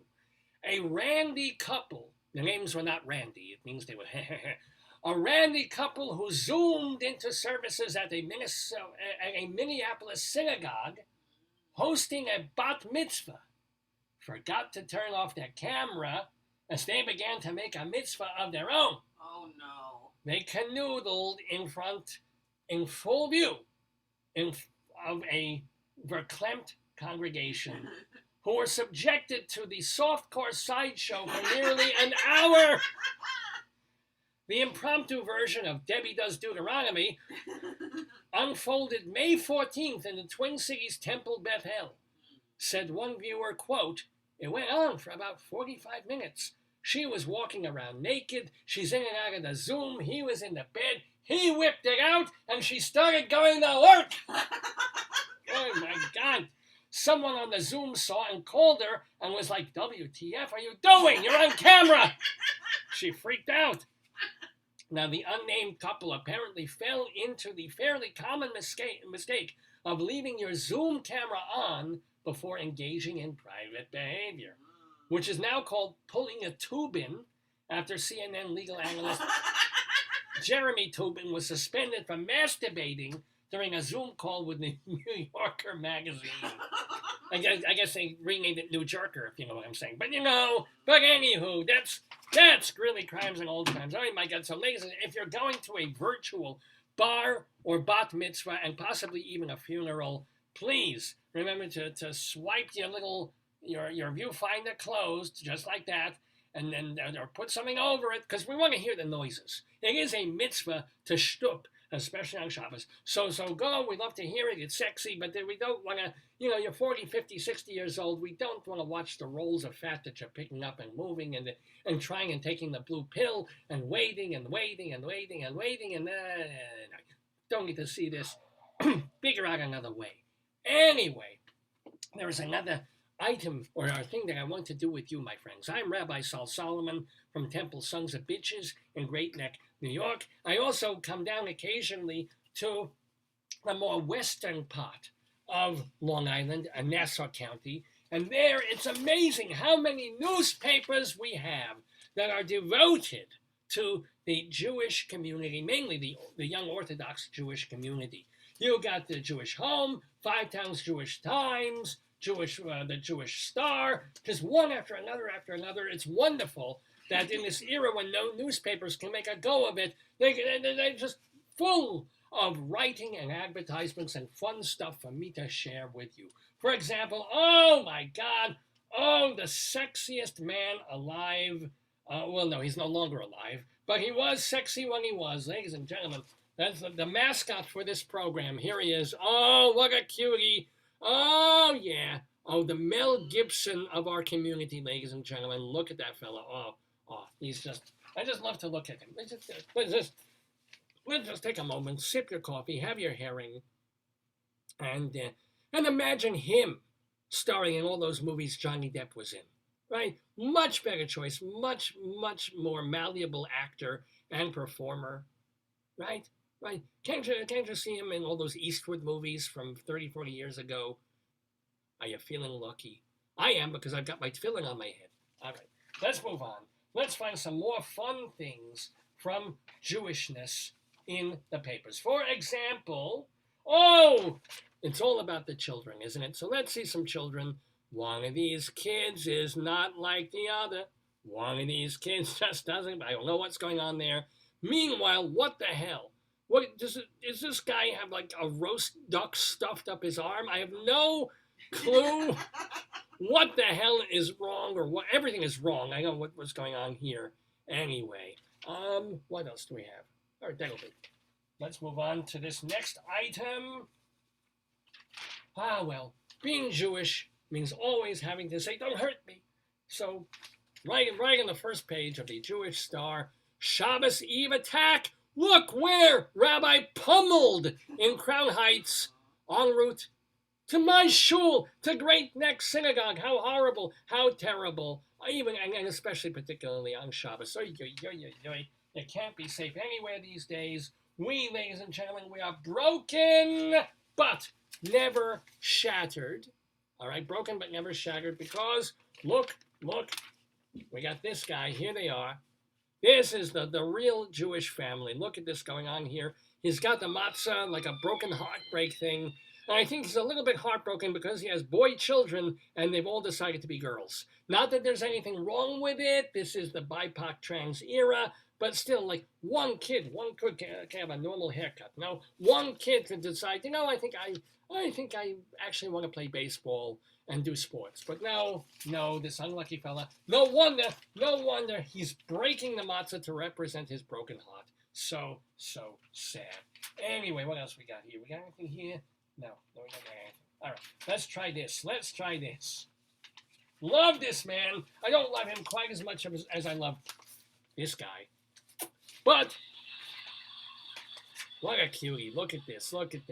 Is this the ultimate representation of Jewry? An old guy smiling in a creepy way with his hand out for money. This tells you pretty much everything. Thank you, Hamas Peak Home Care. Thank you ever so much. To pay for fucking home care, I've got to go out on the street and beg. That's what I've got to do. All right, let's move forward. Let's move on. Being Jewish means you're always following a million rules. One of them, like the guy we just saw before, measure the matzah. Make sure it's kazayas. No idea what that means, but he's telling you to do it. You kind of have to do it. Kind of looks like John Oliver a little bit if he grew a beard. Yeah. Measure your matzah. Measure it, God damn it. And not, notice, and this is how anal we are. Measure it, it reads, and not even a tiny bit more. We don't have enough to get us through Yom Tov. And if you're low on matzah, that's well, you know why they're low on matzah? Because a box of Shmira matzahs is $25 goddamn dollars. That's why. Ridiculous. All right, moving forward again. One of the columns in one of the newspapers in the Jewish Home is all about, and it's a cute thing, it's called The Navigators. It's about single Jewish people navigating the world of going back out and having dates and things. They're navigating. And it's dating dialogue. What would you do if? So there it is. It's a nicely laid out little newspaper. Here's this week's column.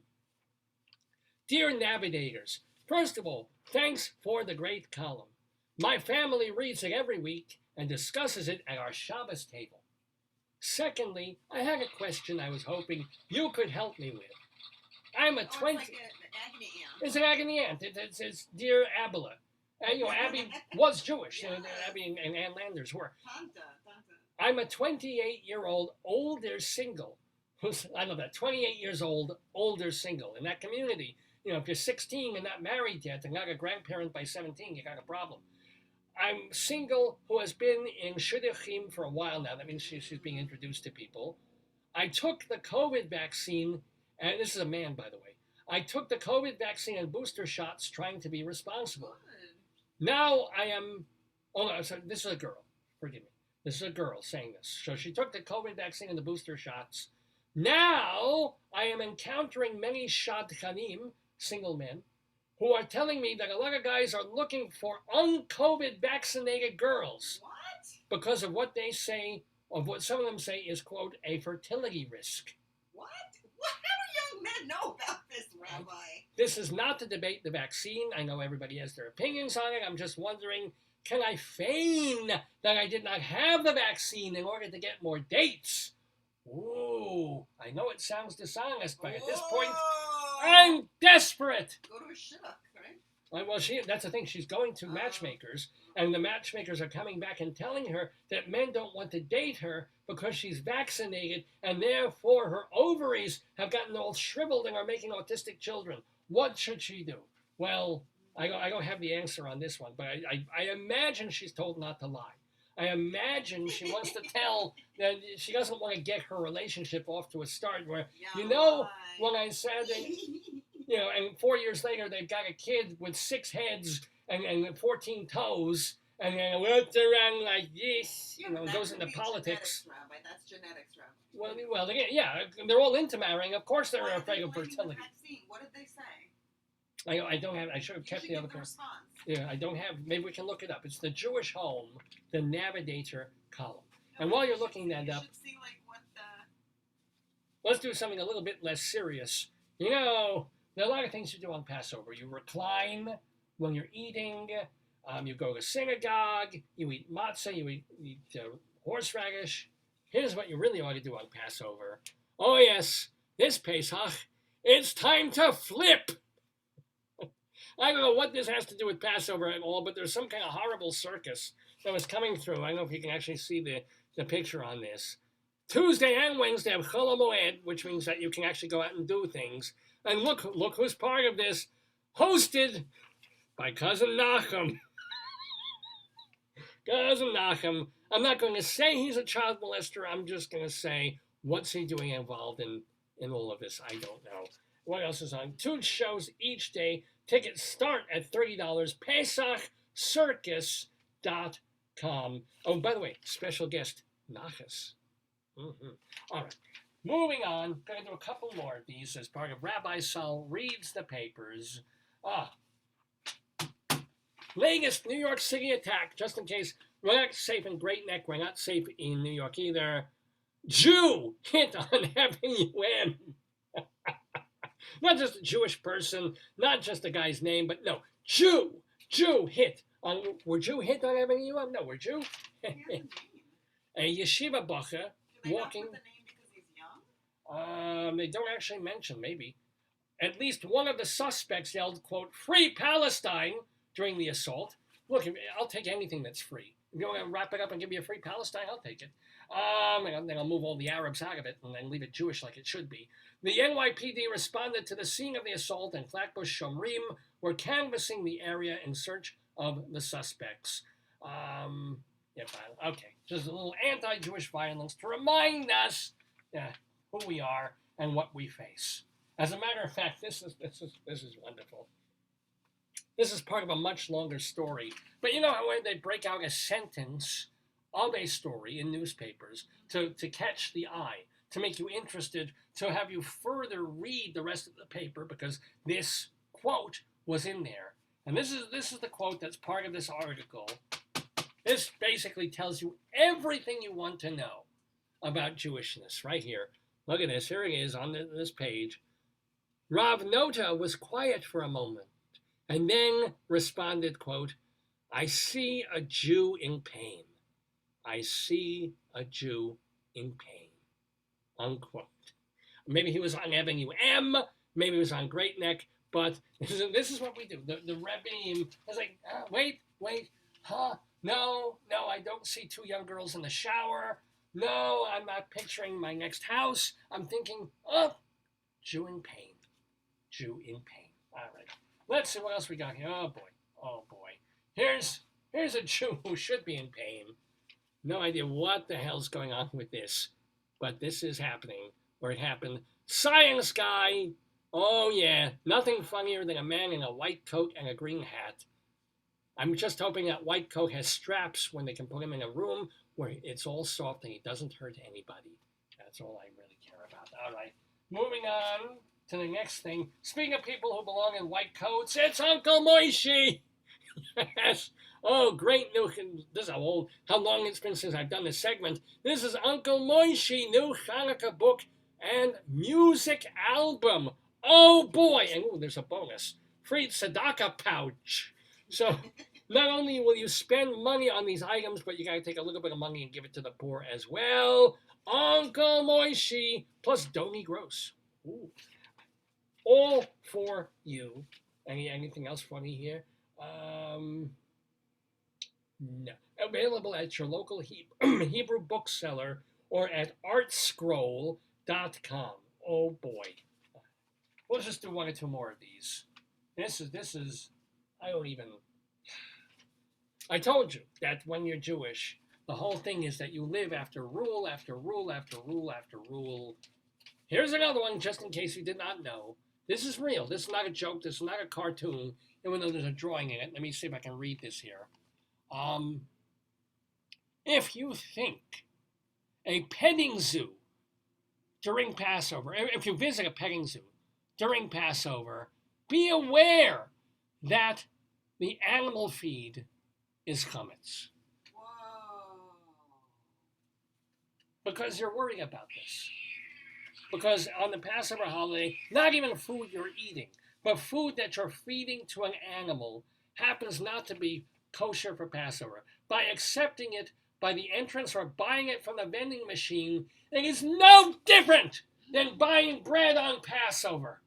Oh my God. Since this issue is unfortunately widespread, people simply don't realize that animal feed can be a problem. Therefore, please do a mitzvah and spread awareness in any way. But somebody took out an advertisement in this newspaper, honest to God, to warn people against feeding animals basically, instead of matzah, feeding them meal that is not blessed by a rabbi for Passover. I don't think, can dog food be kosher? Like animal food be kosher? Yeah, okay, well, yeah, they actually can. You want to spend $38 for a half-pound bag of dog food. You get kosher dog food, I'm telling you. And I know because I feed that to my grandmother. But let's move forward one more time. There's really no explanation for this. I'm just going to show the picture for a few seconds, and then you can make up your own minds. why everything is wrong about this. Just inhale. Just taking this picture of like little Yipsy and little Schmitzy and this thing here, they're basically the Arab pirate. Things are not going to go well. When you have an Arab pirate in this little boat thing with two Jews who got those horrible haircut things with the payas, you know nothing is going to go well at all. Hopefully things will go well. Oh yeah. You know, newspapers are important. They cover important things. And Jews getting hurt, Jews getting shot, wars, and things that are crucial to the Jewish community. Not to mention a 3-long-page article explaining the Jewish obsession with pigs. The Jewish obsession with pigs. There it is, ladies and gentlemen. Literally, the guy goes on and on all about why, even after all this time, even though we can't touch the pig, and the pig is dirty and horrible and everything, we are somehow obsessed with pigs. I think I lost the first page on this, but I would have read a bit of it had I still had that. More importantly, so we talked about, honest to God, not feeding animals. So Mary Spencer Popinski said, laughing out loud. LOL, too funny. Why are you laughing? Who's being funny? This is serious. You don't feed animals not kosher for Pesach meal. This makes me mad. Oi! And also, you must realize, this is how arcane, this is how deep the Jewish rules go. That you actually have people writing why your pet rock is not muktzeh. Why you have to distinguish between whether it is a pet or a non-living thing. This is an entire full page, like probably 600-word article on the Jewishness or non-Jewishness or the Shabbos worthiness of pet rocks. Yeah. Jews don't waste their time. And they do tell. I mean, it is done with a little bit of a wink, but still. All right, one or two more. Oh, and remember, when life gets you down, there's always Shulam. Shulam. Yeah, okay, you got Benny Friedman. Yeah, you got Joey Newcomb, but essentially, there's Shulam. What else we got here? What the hell else we got? Oh, this was the beginning of the thing. This was a front page story. The Really? Jewish Mary obsession. said, laughing out loud, really pet rock questions? Really. Well, let me start. This is by a rabbi. The Jewish obsession with pigs. Oh no. When the vegan meat manufacturer Impossible Foods requested kosher certification for its new line of, quote, impossible pork, the OU, the Rabbinical Union, balked. Although the actual product is made of kosher ingredients, the OU found that certifying impossible pork as kosher was simply impossible. For years, there have been many faux unkosher products, such as Like shellfish. imitation shrimp, dairy-free cheeseburgers, and even imitation bacon. But the OU felt that pork was different, and he goes on from there. So it is a legitimate question for Jewish people. Is the emotionality, if you will, of eating non-pork that's meant to be pork, is that violating some kind of cultural rule, even though the actual physical item is perfectly kosher, probably not kosher? It's a tough. And by the way, as I said, the story goes on and on and on. Does it even come to a conclusion? Even the pig, a symbol of Roman oppression and ages of anti-Semitism, is still able to become kosher and return to the Jewish people. There is always potential for change, always a possible for rapprochement. Well, I respect any rabbi who uses the word rapprochement, especially if he uses it correctly. This is good. By the way, Jewish people, they're wonderful. They're the best. They're the chosen people. They do lie. They do tell fibs. For example, a poll was taken Here's the reader's poll. Does your family eat dessert during the week? Only 27% said yes. 73% said no. I'm sorry. Everybody, a midnight snack, I think. Don't tell me that only a quarter of respondents actually. Somebody is not telling you. Somebody is skipping the Weight Watchers meeting. They haven't dessert. Yeah, they are. They just are. Okay, let's finish this up. Oh, yeah. Oh, so much is good. Jews, I don't know about the whole pork thing. What I do know is that Jews should go nowhere near Legos or parties. I don't know what's going on here. I don't want to know what's going on here. And then, of course, you've got this. Now, he may be a special person or a special child, or if you put Legos on anybody, they're going to resemble a special person or a special child. I just have to say, just don't. Just don't. Yeah. Am I right on this? Do you agree on this? I know we disagree on a lot of things, but I'm right on this. And finally, this is as good a place to stop as any. Are we obsessed with money and pigs? Well, yes and no. Yes and no. I mean, it's an anti-Semitic trope. And yet, what do you say about advertisements like this? Who's giving? Who's getting? Who's giving? Who's getting? I'm giving. I'll give if I get. I'll only give if I get. If I don't get, I'm not going to give. Who's giving? Who's getting? And who wears two hats? What is wrong? And why is this beautiful fur hat looks like sort of smeared with poop there? I don't understand anything at all. Who's giving? Who's getting? But anyway, this is me reading I need to see this man again. Everything was so disturbing to me. I'm going to have a little sip of my beverage. I'm going to wish everybody a happy Shavuos, even happier than this guy is. I mean, this may shock you, but after this, he went over to Studio 54 and partied all night. You may not know to look at him, but yeah. So, this is Rabbi Sal Solomon. Have a very, very happy Shavuot holiday. Enjoy, harvest some organs, because people need them. So go out, find some goyim. They're going to blame us for doing this anyway. Find some goyim, cut them open, take the kidneys, the livers, the things, the heart, the lung if you need, and then bring them to a hospital quietly. We'll slip you some breakfast. I'm Rabbi Sal Solomon, founder and spiritual leader of Temple Sons of Bitches, and it has been a delight sharing the news and the newspapers with you, and I will see you, God willing. As a matter of fact, yes, I will see you next week, because I'm doing a special mini-sermon, a rabbinical reflection about Broadway and the Tony Awards as part of Dave Lefkowitz's Broadway Tony special edition of Dave's Gone By next Shabbos, next Saturday. So be there, I'll be there, and curtain up.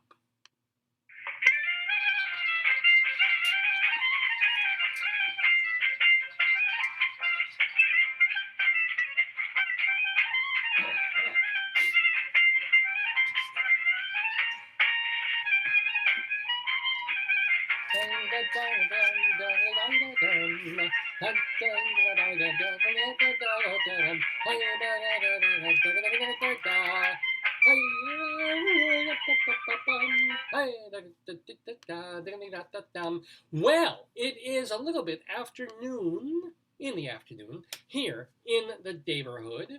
We're doing the 852nd episode of Dave's Gone By. I'm Dave Lefkowitz. That's my wonderful wife, Joyce. We've done so much. I know we didn't have a guest today. We still managed to fill 3 hours of time wasting your lives, ladies and gentlemen, watching this wonderful program. For more information about it, go to davesgoneby.com. Also, check my Twitter feed, Radio Dave 2.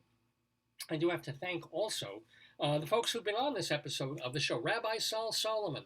His website is shalomdammit.com. Shalom, D-A-M-M-I-T. It was down last week, and God help us, it's back up. Shalomdammit.com. God helps him. And he mentions his rabbinical reflections. These are mini sermons. You can hear them, see them, read them, all at his website, shalomdammit.com. You can also watch the one-man musical show that he did a decade ago at the Richmond Shepherd Theater. It's called Shalom Dammit, An Evening with Rabbi Saul Solomon.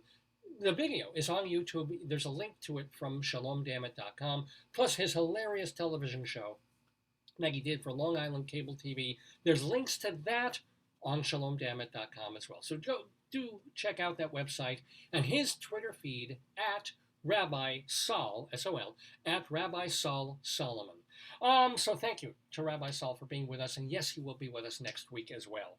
Joining us next week also are Leslie Hoban Blake and David Sheward. Leslie is part of the theater show Two on the Aisle, where they review theater and talk about theater. It's her and Charlie Gross, and it's on the YouTube channel Two on the Aisle, so check it out. And David Sheward writes his blog, The David Desk. He also reviews theater for culturaldaily.com and theaterlife.com. We thank them both for being in the neighborhood and congratulate David on his win in our Today Yesterday quiz. Plus, thanks so much to Vicki Quade, who is doing and producing, of course, Bible Bingo and Late Night Catechism. If you are in Chicago, go see it. It is at the Greenhouse Theater this weekend. We thank them so much for being in the neighborhood. Well, what else? What else this week, babe? Anything you want to talk about? Anything we did that we've forgotten? Oh, what? Wow. What? Joyce is looking at the feed on the We got a Facebook. new fan. Marjorie Spencer Popinski says, love this. Well, and then she gave a heart. I guess this is clapping. Oh, A yes. flower and a heart. Oh, Whoa. you better treat me nice, hun. Whoa. I've got a Marjorie, what is it, Taylor Popinski? Marjorie, I'm sorry, Mary. I'm sorry. I'm sorry, Mary Popinski. Whoa, oh, Mary, hey, a heart and a thing. She gave you a heart. I guess this is clapping, right? Yeah, What's I may this? have to give her an Is this eggplant. clapping or is this? Or is it praying? She's Praying, I maybe think praying to the praying. rabbi, which I get. And then, Hey, if you want to get flower on your and knees, then- yeah. It's crazy. Well, thank you, Mary. Do we have any other fans at all at this point? I didn't invite people. Oh, well, yeah, but She's in Texas. oh, really? Yeah. Whoa. I can't see my- Yeehaw, I the should say. The Wi-Fi is no working. Oh, well, anyway. Thank you, and thank you to all the fans, all the folks who watch the show. Yes, put out a for Stan. I hope Stan. Yeah, well, Stan, love to Stan. Stan is one of our big fans here. He's done fan art of me, which has been hysterical. I would not call it fan art. But he was in the hospital last week, Yeah, and I'm he's hoping he's okay. fine. I'm hoping he's home recuperating. Yeah. It wasn't like life-threatening, but it wasn't good. So, yay to Stan, and I hope he's all better. And who else do we have to give a shout-out or a thank you to? Just everyone who watches the show. Please also check out my my other website. It's called davelefkowitz.org. davelefkowitz.org. And if you want to read theater reviews that I was writing 20 or 30 years ago, I'm compiling all of them. Also, funny essays that I've written, my song lyrics, my one-act plays, and my full-length plays. The scripts are there. So if there's anybody from a theater company and you're looking for fun shows to do, please go to my website, davelefkowitz.org. It's free. Download them, read them. It's only if you actually produce something, which I wish you would, then I might say, okay, give me $10 and go ahead. But the whole point, I want people watching the show, reading my work, enjoying my content, such as it is, or at least trying to enjoy it. I'm not saying my content is enjoyable, but at least it's out there and you can try to enjoy it. Whether it's in print at davelefkowitz.org or the archives of this show at davesgoneby.com. So, we talked about Memorial Day. We talked about other stuff. And, the week goes by, and I work, and you're working, and you're doing, and what else? What is there to... Just writing. It was a very quick week. It was very busy. Yeah, well, it was a 4-day work week for me. Because of the Memorial Or Day. the holiday. Yeah, I couldn't get the days. Well, and, I ran into New York a couple of times to see a couple of things. The but- big exciting thing is we got to get Mom's phone back. We're going to trade in my mom's phone. Oh, boy. Yeah. Yeah. That's about it. Okay. We will certainly have more to talk about next week, because next week is our 17th annual. How many critics do you have? Probably a It's lot. not going to be a cluster. We're going to try and really keep the show like a regular, lengthwise regular show. Maybe go 3.5 hours. But I can say already that we're scheduled to have Eva Heinemann back in the Whoa. neighborhood from High Drama. Oh, and all these critics, all You these theater pre-recorded experts. Charlie Gross, right? Did you pre-record Charlie? Yeah. 'Cause Mhm. you can't- Eva Heinemann, Charlie Gross, Dave of, Sheward, Leslie two on there. Hoban Blake. David Sheward, Leslie Hoban Blake. Is Vicki talking about it, or she doesn't? She's not a Well, critic. she's an a actor. critic. Not Vicki, but David. who am I thinking of? David Finkel Yeah. will be with us. The theater critic. Will He he is. be doing the Finkel salsa? Oh, Brian Scott Lipton Whoa. will be back with us. Ed Rubin. Ed Rubin's Wow. always so much fun He talking always about sends theater. Funny Yeah. jokes and stuff. Yeah. And Ed is very opinionated. So whereas most of the other, all critics are opinionated, whereas most of the critics will be taking one category of the Tony Awards, or the Tony nominations, and dissecting it and saying, here's who's nominated, here's what they were doing and how well they did it, here's somebody who should be in the category that wasn't, and also giving their overview of the season. Ed is just like, Ed picks a topic or two and just like runs with it. And like, here's what I feel about the theater this year, and boom. So off he goes. How many categories are there?